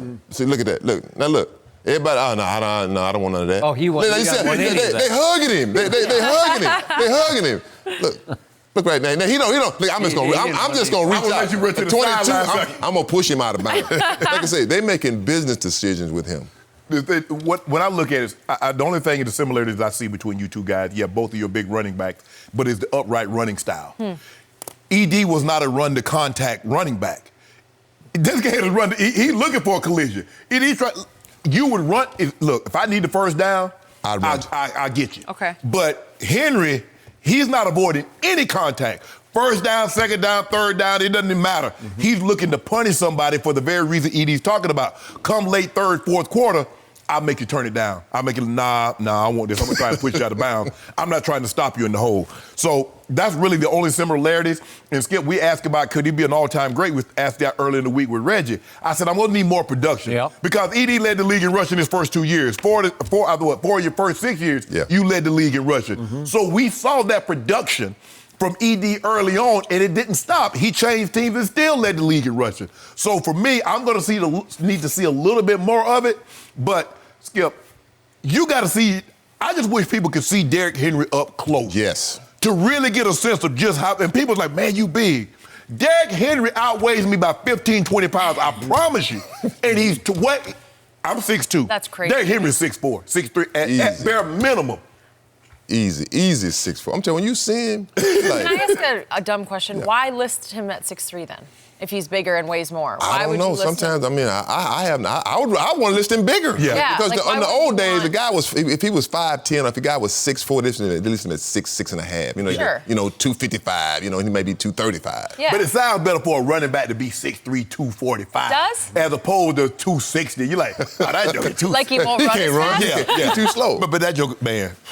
So I've said many times, sitting in this chair with this man sitting to my left, he, to me, was the greatest running back who ever carried a football. And there are a bunch of great ones, but I just believe in power and speed, the combination. I've never seen anything like this, but I had the privilege of seeing him when he was a freshman in his first summer camp at Southern Methodist University, and it was just extraordinary. It was man among boys when he stepped on your first SMU practice field. But to my eye, and I'm just watching TV, and I've been watching a whole lot of games on TV for a whole long time, it really knocked my eyes out to see what he did to the Patriot defense on Saturday night. Because what is the mantra about Bill Belichick? He takes away what you do best. Yep. Yeah. He couldn't take this away. His defense was quitting on him in the fourth quarter because of every reason you just gave. I said, it's a moose who's running like a deer, because I saw a burst that shocked me, a burst that I've been hoping that I would continue to see in my guy, Ezekiel Elliott, that I did not see this year. I'm talking about TV burst where it leaps off your screen and you say, really? Because I get running over people, but he was also running past people. Yeah. 182 yards. 96 of those yards came after contact. So he's running over somebody, and then he's accelerating, and I didn't know he had that in him because I don't think the Titans thought he had that in him. This is a fairly new phenomenon, and I know he led the league in rushing, but he didn't really catch fire until the last 5 games when they started feeding the beast. He averaged 26 carries a game in the last 5, and they're just going up, up, up, up, up. Right. And I'm looking for 30-ish odd. I don't know what was your high carries? I don't know. Did you ever 38. 38 carries, okay. 38 carries. Well, I wouldn't be surprised if we see 35-ish carries at Baltimore, depending on if they can score first. Well, Skip, they were splitting carries with him. Right. And he's a guy that he needs a bare minimum 25 because it's those last 10. Because they had signed Dion Lewis, their little scat back from New England, right? And for the longest, they were trying to put the game in Marcus Mariota's hand. And finally, they said, no more of him. Ryan Tannehill, you got the job, but we are going to feed the beast. Right. Okay? Right. And if Ryan Tannehill throws 10 passes, they're going to be happy if they win because that's how they play football. Right. Okay. But if you look at Derrick Henry's career, Skip, if you look at him his sophomore year, he had limited touches. It is like, okay, man, that's a big guy. He can do some things. And then his junior year, when they gave him all those touches, 2,200 yards. He's a guy, he needs the ball. He's not like some guys, Skip, like we see guys that split carries, and sometimes they can get like Tony Pollard. That game against the Rams, he had, 13, 14 carries? Go for it. That's not Derrick Henry. Derrick Henry needs carries. And if you give him carries, you'll reap the benefits, the tail end. The last 10, the 12 carries is where you're going to see those yards because everybody's tired of trying to bang on him. True. Those first 12 to 15 carries. It's like that diesel truck. You start it up and it's going on the freeway. And all of a sudden, you get at open road, all of a sudden it's opened up. And that's Derrick Henry. I mean, I was a back. I liked over 20 carries. Like people say, oh, he got 15 or 6. That's no carries. That's no carries to me. You just get me warmed up. Give me that 25, 26. I was good with 30 carries. I mean, because now. So, can the potential next Derek Dickerson carry the Tennessee Titans to a win at Baltimore on Saturday night? Ooh, that's going to be a tough one. You know what? I think that if I'm the Titans, if they win the coin toss, they should take the ball because they need to score. Right. They need to score. They need to take them and to have that 15-play drive. 15 play, get it on down there. And because I think people say that, Baltimore has had 2 weeks off. They might be a little bit rusty. 3 weeks. 3 weeks, so they might be a little bit rusty. But let me tell you something. This is a well-oiled machine. They're well-coached. I don't think that the Baltimore Ravens will lose this football game unless, by some chance, like to say that they can sustain these, just keep Lamar Jackson on the sideline. That's the only way they win. I agree. But other than that, I think that Baltimore will win this football game. And I'll say my score. I'll give you a score. I think 30-14. I think it's going to be. I think they're going to beat them good. 30-14. I think they're going to beat them really good. You got to understand, Skip, as you know, this is a really good football team. They're really good. They do a lot of things really well. And opening drives, they're normally really good. Really good. Ask the Rams. You don't want them to send that message where Lamar comes on the field first and he goes 14, 16 plays, and they're like, man. Yeah. 3 weeks off. They can run. Like they can run time, it because they weren't really concerned last week about the Patriots running the football. Okay. What's your score? Yours was 31-20. So you got it fairly solid. 31-20. Okay, 31 points. I hope I'm wrong about this, but I got a bad feeling for my guy, Lamar Jackson. I love Lamar Jackson. The league needs Lamar to advance. Fox needs Lamar to advance to the Super Bowl because the Super Bowl is on Fox. Undisputed will be there all week on South Beach. And yet, this is wrong place, wrong time, I feel or fear for the Ravens. Because 3 weeks, it's almost 3 weeks, it's 20 days off, is just too many for a young quarterback and a hot offense. I think they will start slow while Tennessee will go in there and start fast. I think Tennessee will score first and maybe score second. And if they score second also, it's going to be a long day because they're going to have to try to tackle the moose who runs like a deer. I don't think the league has figured out Lamar Jackson yet. One thing is, especially with the quarterbacks, now you really can't hit him. And he can do so many things. And I said this to some friends of mine. We're talking about Lamar Jackson. When you're fast, you do everything fast. You move fast. He runs fast. He reads the defenses really fast. When he does that read option, you see it. It's almost like a read option. All of a sudden, I see the guy coming open fast. And so for him, I don't think it's going to change. I just feel like that. I know his last year, San Diego beat him up. He had a terrible game. Mm-hmm. Lamar Jackson went to Louisville. He didn't go to Alabama. He's a guy like myself. I guarantee he's heard his whole life, you can't do it. You can't do it. You can't play quarterback. I think at one point, they wanted to move him from quarterback. His mom went to say, oh, no, my son playing quarterback. They asked him, did he want to try some receiver? He wanted to play some receiver. No, wait a second. Nobody ever said you couldn't do anything. Oh, yes, they did. They did not. Really? Trust me, Skip. You were the number one recruit in the nation. But let me tell you, being the number one recruit, but I kept hearing, he's from a small school, two-way school. Okay. It's always something. Yeah, he came, man. I heard it. Eric playing pro football? Oh, wait till you get to college. Them the big boys there. Yeah. He ain't gonna make it up there. Why? So when I did it well in college, I wait till you get to the pros. Damn. But then all of a sudden when I had the 2,000 yards, yeah, he good, but he ain't my kind of back. Oh, yeah, there's always He's not my kind of player. So, hey. The best players come from Class A. Yeah. Herschel Walker, Sam Bailey, myself, my brother, Garrison Hurst, all us Class A, Skip. George Rogers is Class A. You just put yourself in the same sentence with Herschel Walker? I might have been a better NFL player than Herschel while you were talking. Time for all that. College and high school. Now, I can't remember Herschel. Big dog in high school was 3,000 yards in 13 games. Oh, Big Dog was doing it back then. Oh, he was doing it. Looking forward to this one. Oh, by the way, did you see what Derrick Henry got his O-line?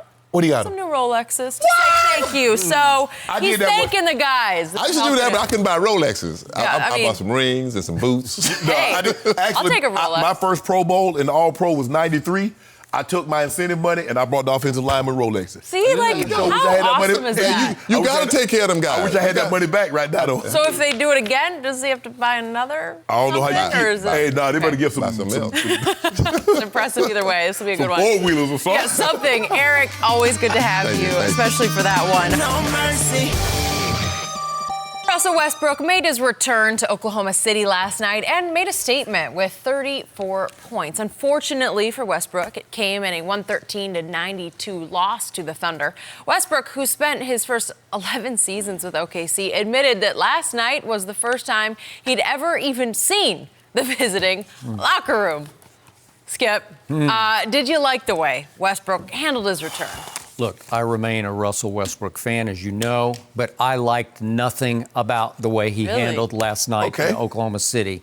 I guess, predictably, Russell Westbrook made the entire night about Russell Westbrook. It was the height of egomania. I thought it would be more of a thank you Oklahoma City night, more of a humble night where it's like, thank you for all of your love, and I'm giving back, and I'm pounding my heart. What he did, right? I didn't get any of that because he walks in with a shirt on in which every stat and accolade he ever accumulated or achieved in Oklahoma City was listed down the back of it. And then he wore sneakers in the game in which all of said stats and accolades were somehow jammed or crammed all over the sneakers to the point you couldn't even read them. I don't know what it was. Height of egomania. And I want to remind everybody, it wasn't like he got traded away against his will. He mutually agreed after Paul George obviously left for the Clippers. He wanted out. He had had enough of this. I don't think he really wanted Skip. It was mutual. He wanted to join his longtime childhood friend, James Harden, in Houston. So let's be clear about this. It wasn't like I wanted to stay and they forced me out. Nope, not happening. And so what happened? Houston had to play back-to-back at Atlanta the night before and then Oklahoma City. What did they let Russell do? They let him sit the night before. So he was fully rested. He load managed the night before. And he looked like the only one fully rested. And that is true. I will give you that. So what happened in the game? James Harden deferred to Russell like crazy. And Russell played very well in the game, but he took 26 shots. That's 9 more than James Harden took. 9 more shots. Guess what? He took 11 more shots than any Oklahoma City Thunder player took. Just like old times, right? Russell shooting it up. And then after this long night of, and by the way, I skipped over even the opening of the game. He did his old routine, like like old times. He said after the game, I felt like I was home, put it on a show for everybody. Remember, I used to be great here. It was all about how great I used to be in Oklahoma City because in Houston, he has to take a little bit of a backseat. No, a lot of bit of backseat. It's James Harden show. Some. But so it's like, this is my house, and I'm going to beat my chest in my house to the point that he got frustrated with his Rockets teammates because they couldn't hold up their end of the bargain on Russell Westbrook comeback night to Oklahoma City. So he got so frustrated, he went LeBron on the Rockets. He went LeBron. He got mad with 5:26 left during a timeout when the game was completely out of hand, and he pouted. He walked to the end of the bench and sat by himself during a timeout huddle. Skip, LeBron was one chair removed. This dude is like almost in the crowd. He's almost in the crowd, and he's saying to the fans of Oklahoma City, I don't want to associate with those guys tonight because they let me down. Stop it, Russ, because I got to tell you, I thought this team had a chance to contend in the West. This told me that the bridge is now a little on fire between him and his teammates because they're not going to like that. They know what the score is. They know it was his night. But don't you try to distance yourself from the mess that we were tonight, right? Yeah, you were out there playing too. I mean, we down by 25, but don't forget, it wasn't like we were out here by ourselves. That is correct. And James Harden, to his credit, after a few moments passed, he walked down to the end of the bench and tried to console Russell and tried to talk him out of his funk that he was in. It's a skunk funk to me because it's no good. It's a really bad look. But again, he made everything so much about ain't I great, ain't I back? And he's a Rocket now. And whatever chance they have to contend in the West against the Clippers or the Lakers, it's going to have to come with some new team unity and chemistry that he helped destroy last night. That's my takeaway. Skip, I can't say that I totally disagree with what you said. I'm surprised about the shirt. I'm surprised about the shoes, considering that OKC got an opportunity to see this young man up close and personal. So they know what you accomplished. You don't need to put three straight triple-doubles in. You don't need to remind them. They know. Yes. Yeah. And they were ready to love you. Right. And they did, Skip. But I think the thing is, Skip, deep down, I still don't believe Russ. I believe that once Paul George got Trey asked to be moved, and they moved him, they was like, Russ, Skip, there's no sense in being in the luxury tax, going out in the first round or possibly missing the playoffs. Because Russ could have left after KD. He didn't. Yep. And he re-signed after that. So I believe Russ deep down wanted to stay. Mm-hmm. But once they brought it to him that this was a viable option, he's like, well, okay, can you get me to Houston? Yep. And so, but for me, I'm surprised, Skip. I really look. I understand the greater the player, the greater the ego. But I can just imagine if Bron would have went back to Cleveland when he was in Miami. He got four-time MVP, all the finals. All over his sneakers? I don't think that would have gone unnoticed. No. And I was looking, because, Steve Owens, my chief research guy, pulled up. He's like, did you see Russ' shoes? I'm like, no, they're just shoes. They're Jordan brand. He knows. He's like, no. You got, and he pulled it up on the computer, and I'm like, 8-time. Not just shoes. Those are I'm pretty, like, whoa. It was well so designed. crammed and jammed, you couldn't even read it. I get no regrets because Skip, I did it my way. I have nothing I don't look back. I played hard every night. You know what you're going to get from Russ. I get all that. But I do, Skip, I believe it was a little overboard. And I know he wanted to win the game because everybody wants to win the game against their former team to show them what they're missing out on. But I definitely 1,000% don't like that he went way down. I mean, it's like 7-8 chairs between him and the rest of the guys. That is correct. I thought that was really unnecessary. No, I don't like the shoes. I don't like the no regrets because, bruh, everybody knows what you accomplished. Hey, but no regrets. What did you accomplish in the postseason? Not enough. I'm sorry. You should have some regrets. You should have zero regular season regrets, right? Lots of postseason regrets. So in the end, guess who won the game? And in the end, guess who won the night? The fans of Oklahoma City. They got a basketball team. Yeah. They got the surprise. They're better than everybody. I think they're better than everybody thought they would be. They're the surprise of the NBA. Yeah. Sam Presti is doing it again. He turned it right around with Shai Gilgeous-Alexander, and they got Chris Paul back, obviously. And they got a lot of first-round draft picks coming their way. They do. 7th seed right now. But they're 22-16. Yeah. They're pretty good. Again, are they going to win the championship? They might be 22-17 on Saturday. Saturday by 5 o'clock, they'll be 22-17. Although that's a back-to-backer. No, don't worry about no back-to-back. Yeah, we're going to put a triple-double, back-to-back triple-dub on them. Well, after the great Luka puts a big number, he'll put a quadruple-double on LeBron. He's going to catch that L. Yeah. The great Luka. I don't know. Now he's the great Luka now. Now he's the great Luka now. Okay, I thought so. I just wanted to now you're a Mavericks fan. I am not a Mavericks No, fan. he is not, but he's not there yet. Nope. But I don't think they'll be able to win back-to-back. Listen, Oklahoma City at home has been really tough. Ask Luka how tough they are. Haven't we beat them at home already? Yeah. Haven't we beat them at home already? I think we did a number on them already. Well, the game I went to, they lost at home. Yeah, well, you don't need to go to them. You bad luck. I mean, everybody know you bad luck, Jenny. Yeah, what is up with that? Good thing I'm not going to the Vikings go to San Francisco on Saturday. I am not going. No mercy.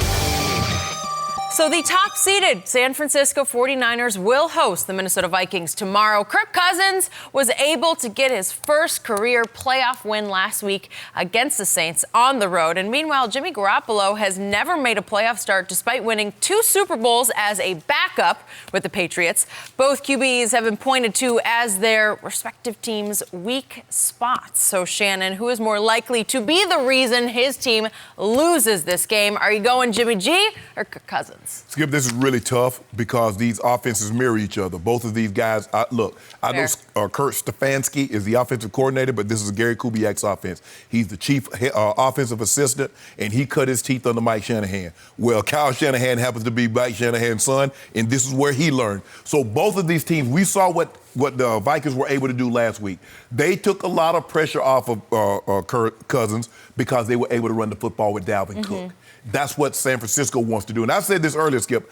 I've always felt that if San Francisco got upset in the playoffs, it was because of Jimmy G and his propensity to turn the football over. And so that's why I'm going with him. But I believe they're going to try to do the same on both sides, Skip, minimize the quarterback putting us in harm's way by being able to run the football. One team is more running back by committee. The 49ers, they have a 3-headed monster, and they don't have a problem. Whoever has the hot hand, they'll stick with him. For most part, Skip, this is Dalvin Cook-led offense, especially with running the football. But Jimmy G, at times, Skip, we've seen him have those stinkers where you're like, bruh, you got a defense that get you the ball back. You got wide receivers, running back, yada, yada, and you doing this? Because he's had some games that leave you scratching your head like, I don't know what he was thinking on that one. Well, that's why it left me scratching my head that Bill Belichick wanted to go forward with Jimmy G over Tom Brady. And you know what he said? Hey, Bob, you see who got the number 1 seed in the West? Yeah, you F this one up, buddy. Yeah, the guy nobody trusts, including the Hall of Famer Shannon Sharpe, who just said he's the biggest X factor in this game. He is. But with that being said, I'm taking the 49ers at home. I just trust them at home that Cal would do a great job of coming up with the run scheme and designs that will not put Jimmy G in harm's way. It's going to be very important for them not to fall behind and let that pass rush pin their ears back and get after Jimmy G. I think it's going to be a close ball game, Skip. Minnesota's good. Old Kinfolk Kirk. Yeah. Skip, he got that. I believe he's playing with house money. I hate using this term because once you get the money, you lose it back. It ain't no house money, it was your money. But he got that monkey off his back. Jimmy G has yet to prove that he can win a playoff game, even though he's making the same amount of money or very comparable money to Cousins. But I'm going to go San Francisco in a close ball game. I'm going to say 31-27. 31-27.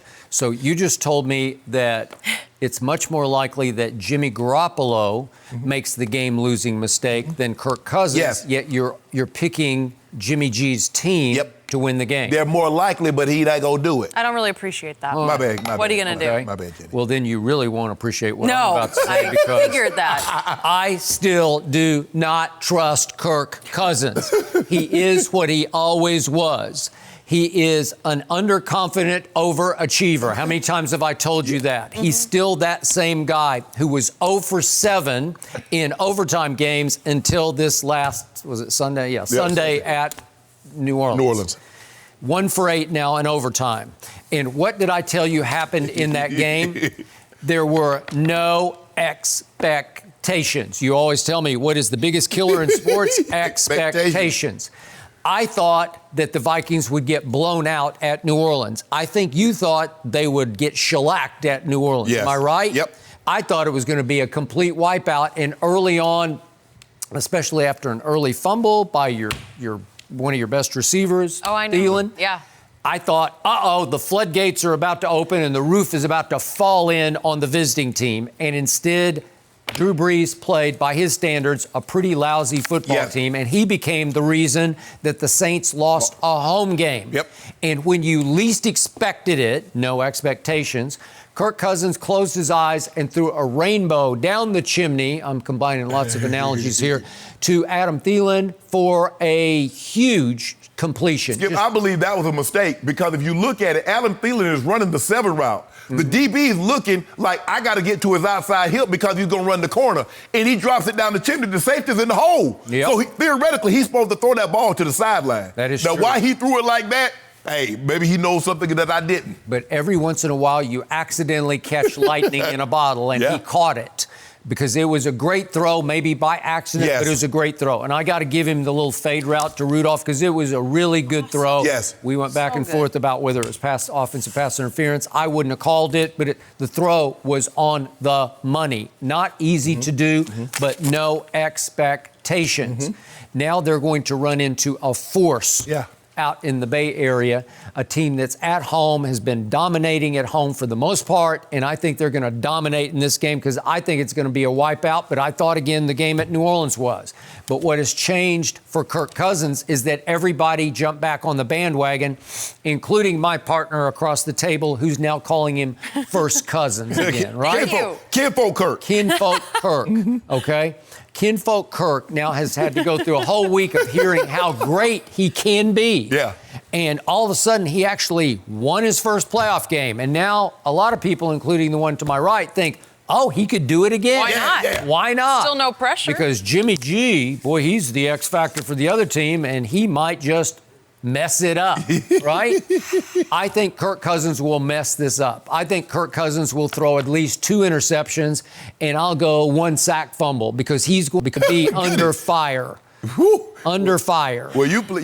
He ain't messing up. He's stinking it up. Okay, he will stink it up then. I just don't trust him, and that was an aberration game at New Orleans. I didn't see it coming because Kirk Cousins didn't see it coming. But you didn't see him doing what he did to Dallas coming, and he outshined your guy. He did not outshine my guy. Go look at what happened. My guy started at his 11-yard line and went all the way, bing, bing, bing, bing, bing, bing, all completions all the way down to the 12-yard line, and it was 2nd and 2 from the 11. 2nd and 2 from the 11-yard line after like 8 straight completions, and they put the game in Zeke's hands, and you know the rest of the story. But see, your guy couldn't get the ball in the red zone, and on kinfolk marching in. Well, that was the first and the last time that will happen. So I'm not. Oh, y'all got him again. Y'all think y'all go there the next year, though? Yeah. I think y'all go there next year. We'll get him. No, you won't. We got the guy who's dominated them in the division, Mike McCarthy. Mike Mack is on my team now. Okay, Mike Mack. Yeah. We got Mike Mack. He owned the purple when he was in the green and gold. Well, y'all had the better quarterback, Skip. Yeah, thanks for nothing, guys. You picked Jimmy G, and you still picked the. Yeah, I don't quite get the and then you have no. He lost half, but this time I think. No one wanted to help me out here. It was just not going to be a factor. No. If Thielen is reportedly available, that is a big difference because he suffered a freak ankle injury. How do you cut your ankle at practice? Maybe he got spiked. It's got to be something like that. Or spiked? Yeah. I mean, the only time I've seen guys get spikes. No, I'm just saying no cleated. Yeah. Or I've seen guys cut tape off their ankle, Skip. Oh, now maybe that could happen. And open up a gash. Well, I've seen that happen. Calling it a freak ankle injury, and that sounds about right. Oh, well, let's just be hopeful he's good to go. Heaven forbid, I'm knocking on wood, he fell down the stairs at home, and they're saying it was some freak accident. That's odd. They've won 5 straight with Thielen and Cook, healthy and available, so let's just go that route, and I don't appreciate anything that you guys said, and you know what? I think I'm going to be the one Thielen and Cook, you see what happened, like Skip, that's the West Coast offense, so you're getting an opportunity to see what it's going to look like in Dallas. Good. I like it. Oh, you like it? Yeah. I like that.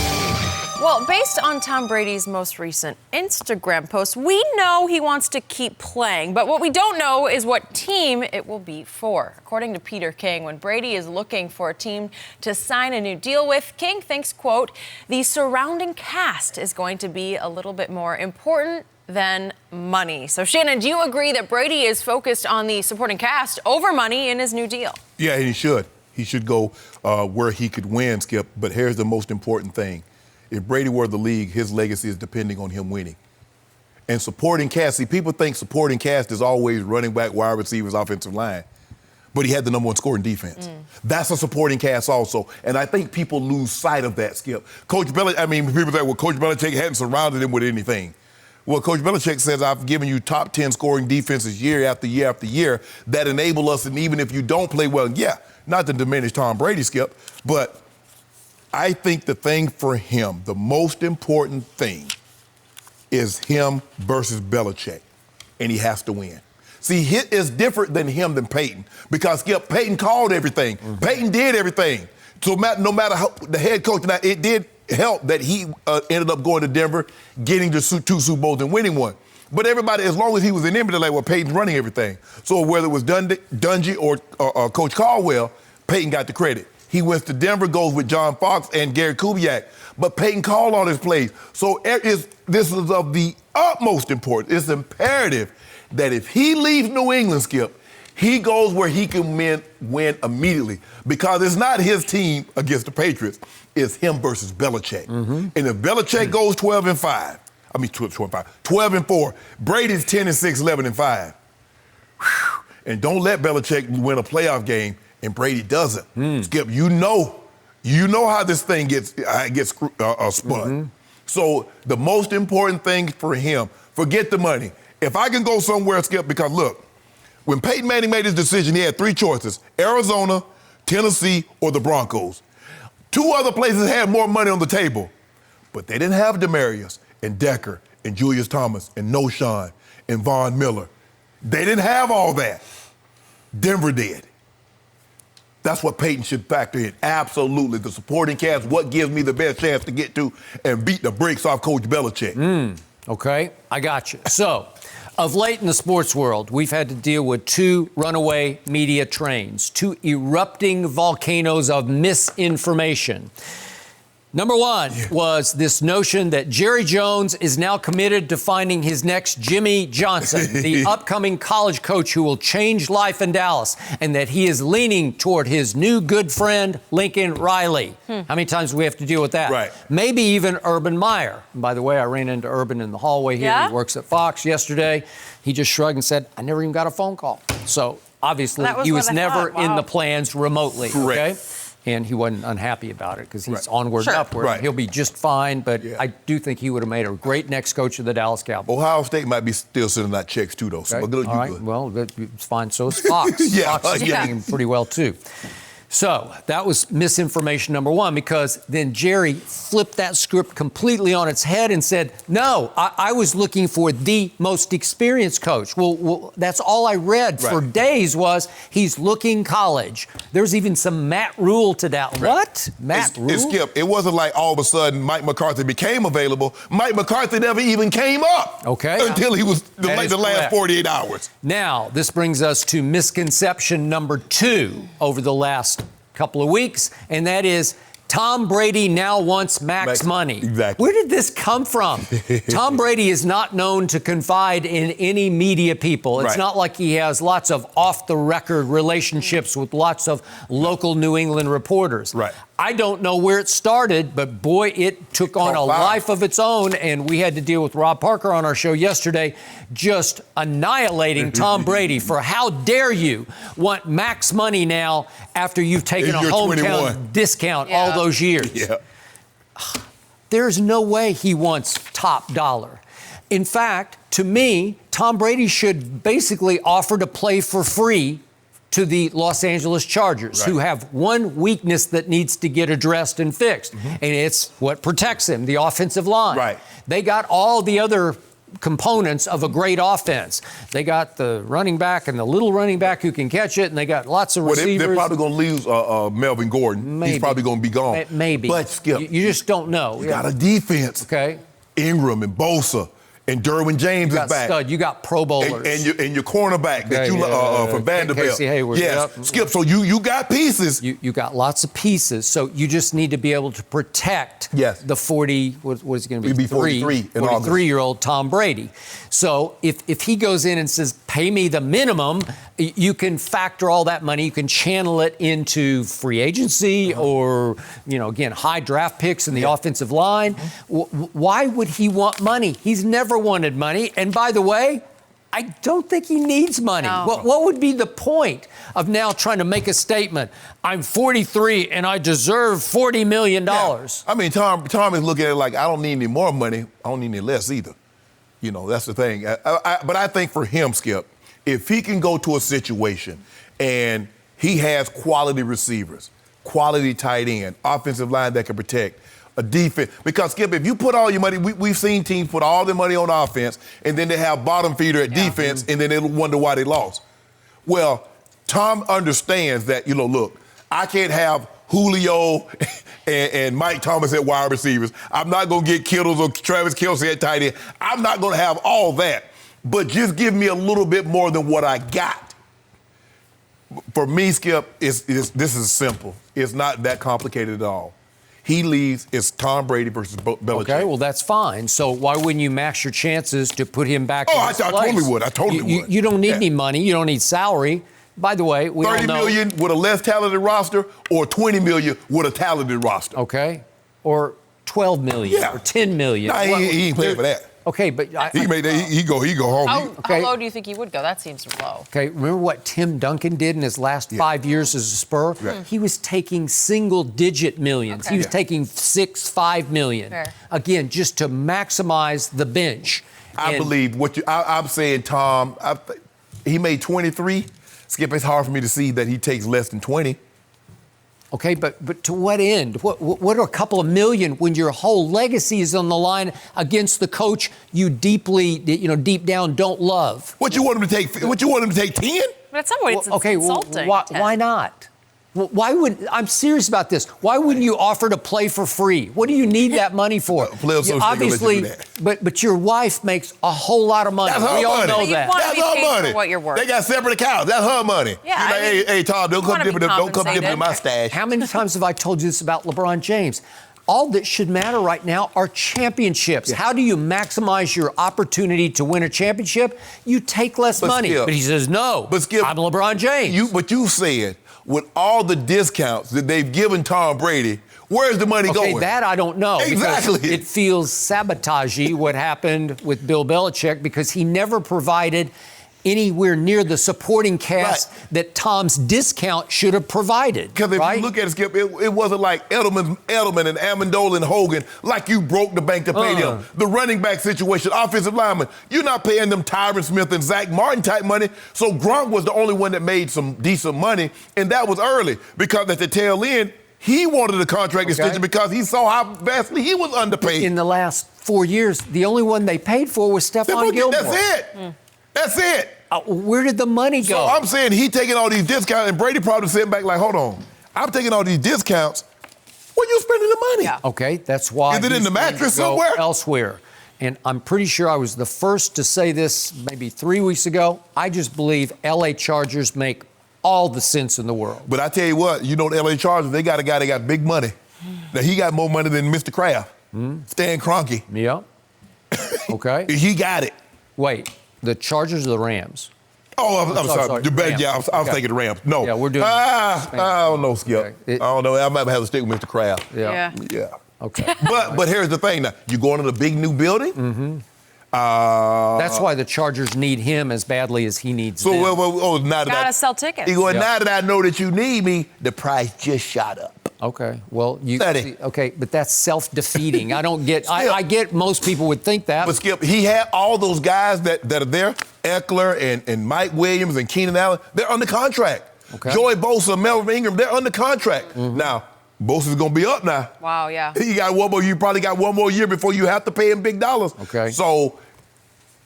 This is it. It's interesting. Take $5 million, Tom, and live in Brentwood again. I don't see that. And star in the greatest new stadium in sports.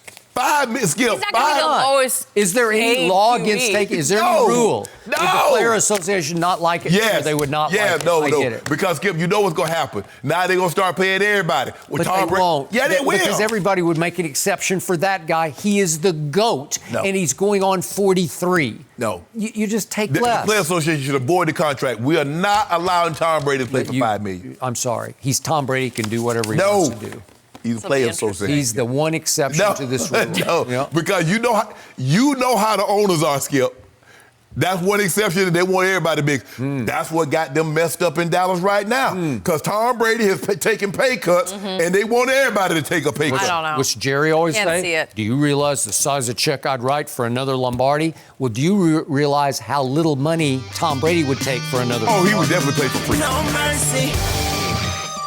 Cowboys wide receiver Amari Cooper is set to become an unrestricted free agent this offseason. According to Pro Football Focus, Amari has all the tools to be a top 5 receiver in the league and could command a huge salary, especially considering that Amari is only 25 years old, which is considerably younger than the other receivers like Julio Jones, DeAndre Hopkins, those elite receivers that we're seeing right now. Shannon, does Amari deserve to be the highest paid receiver? Skip, I hate when you say deserve. But do I believe he should be the highest paid? No, based on production and Skip, he's too inconsistent. Do you know that he's never had back-to-back 100-yard games when he was with the Cowboys? The last 7 games of the season, Skip, 0 100-yard games. Now, I think the 2 highest paid receivers is Mike Thomas. Mike Thomas had 70 more catches and 500 more yards than Amari. Julio had 20 more catches and 200 more yards than Amari. And the thing that he mentioned, he might be younger, but there's not one even Dallas Cowboy fan, Skip, that would take Amari Cooper over Julio, Mike Thomas, or DeAndre Hopkins. See, getting what you deserve is not being about good, it's about being free. And Amari Cooper is about to be free. So I don't ever want to say, well, he don't deserve it, he don't deserve that. You get what the market will bear. Skip, he's about to hit, if they don't franchise him, he's going to hit the open market. And you know teams overpay because, Skip, why would I leave where I'm comfortable? If I'm married, I got a wife, I got kids, we're comfortable, we've been in the community. Why would I uproot that if you're not going to overpay me to come to you? So somebody's going to pay him somewhere between $18, $20 million, because I think Mike Thomas got 5 years, like $20 million, I mean $100 million, and Julio's close to over $20 million. Julio got 3 years, $66 million, like 60 guaranteed at the time of signing. So he's going to get a handsome payday, Skip. But I don't think when I look at Amari Cooper, I'm not taking him over I'm not taking Amari Cooper over Adam Thielen. I'm not taking him over Mike Evans, Chris Godwin. I'm not. No, Skip. No. They're way better receivers. Top 5. Skip. You could say that by any position. You can say he could be a top 5 player. Name the player that you can't say that about. If he works hard and yada yada yada. No. What is he now? Amari Cooper's not top 5. You realize I'm not fighting back right now because this topic is tearing me apart. I am losing sleep over this topic. I love him not. I love him not. A lot of times I love him not. Right. He changed life when Jerry acquired him midseason last year. It turned the whole year and team around. And they took off and won 8 of their last 10 games. And he developed a sensational rapport and wavelength with Dak Prescott. They do love each other. Right. He loves the ball that Dak throws, and Dak loves the routes that he runs because he is a technician of a route runner. He is. And he's still only 25 years of age. So I'm going to bite through the bullet and say Jerry is stuck. He has no choice but to. Damn, and I hate if that. you do. You're damned if you. You're definitely damned if you don't. Exactly. Because you replace him with. What? I don't know. Can you snap your fingers and get Michael Thompson? Nope, you cannot. There are days I'd rather have N'Keal Harry than Amari Cooper. But here's the problem with Amari Cooper. I'm afraid you're going to have to pay him top dollar. You have to pay him top I'm talking about number one receiver, the top of the food chain of receivers for 8 games a year because he is sensational at home and he is basically a bust on the road. He is. And if I just give you quickly the numbers just this year, 8 home, 8 away, he caught 52 balls at home. He caught 27 away. That's scary, man. He averaged 17 yards a catch at home, 12 yards a catch away. That's a significant drop. He he caught 40 balls for first downs at home, only 14 for first downs away. His catch rate at home was 80%. 80%, that means of all your targets, you caught 80%. On the road, he caught 52% of the passes thrown to him. 50-50 on the road, huh? It's terrible. Yeah. It's scary. And what happened at New England? I had to sit and watch the receiver I love take himself out of the game because Stephon Gilmore embarrassed him. Had him locked He just locked him up to the point he basically said no moss. And what did Philly? In the game, you gotta win, Skip. They say, nah, you come on and sit with us because you're doing more damage than you help. Last 2 series at Philly, the game is on the year is on the line, and the coaches said after the game, we took him out on performance. Not because he gave up or he was getting owned by some DB. They don't have anybody who can own you. They pulled him because they thought, especially to the last play of the game, they thought Blake Jarwin gave them a better chance of catching a ball in the end zone. And you about to get that man 5 years, 105, 110 million with 65, 70 million guaranteed. Wow. That's what you about to do. He's always nicked up, and you never know how hurt a player is, but you gave him some breaks during the year, and you'd say, well, I think he's hurt. Yes.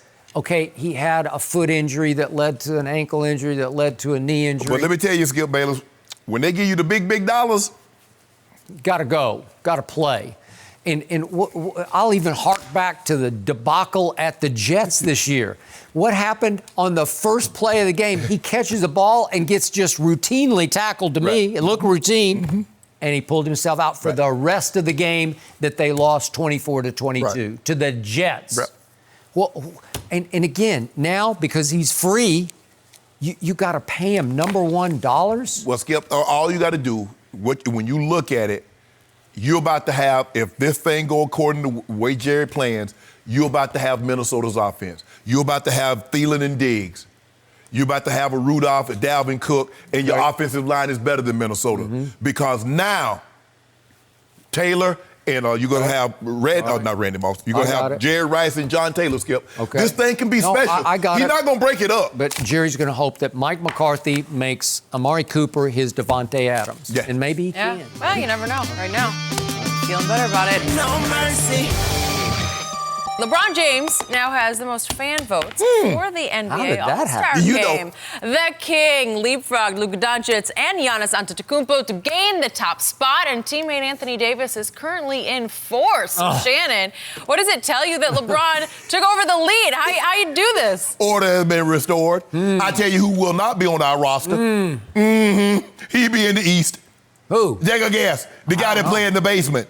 We're not choosing him. Oh, that guy. We're not choosing him. Okay, well, that's fine. That's going to be very fine. He'll just choose to win another championship. He ain't winning nothing. But anyway, Skip, I mean, this is just a matter of time. I mean, the LeBron fans are we everywhere. There are billions of blind witnesses out there because they have failed to notice that your man LeBron James is shooting 69% from the free throw line. That ranks 101st of qualified free throw shooters, 115 qualified.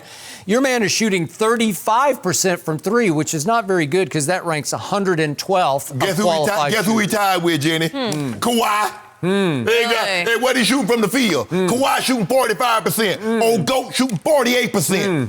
What happened when GOAT played Kawhi twice this year? What happened? We got something for Kawhi said, I'll circle that one, and that one. And we circle this at the end of the month. Yeah. We got something for you. Do you? We got something for you. Yeah, well, you better have something because you're a long way off from the Clippers. I'm talking about how can the male athlete of the year, the guy that won the finals MVP, be third, fourth? Can't get no more votes than that. They just saw the man play one of the greatest historic finals runs in NBA history. Yep. And that's all he is. AD got more votes. You can have popularity. He wants championships. Whatever. You can have them both. He wants Go James, I got a vote. Because didn't Michael Jordan win championships and be the vote getter? What about Kobe? So you can do two things. Two things can be true. You can be popular and win championships. No mercy. Thank you for listening to the Undisputed Podcast. I'm Jenny Taft. Keep an eye out for the weekend edition of the podcast tomorrow morning, featuring this week's best segments. Have a great weekend, everyone. Fox Sports 1 of 1.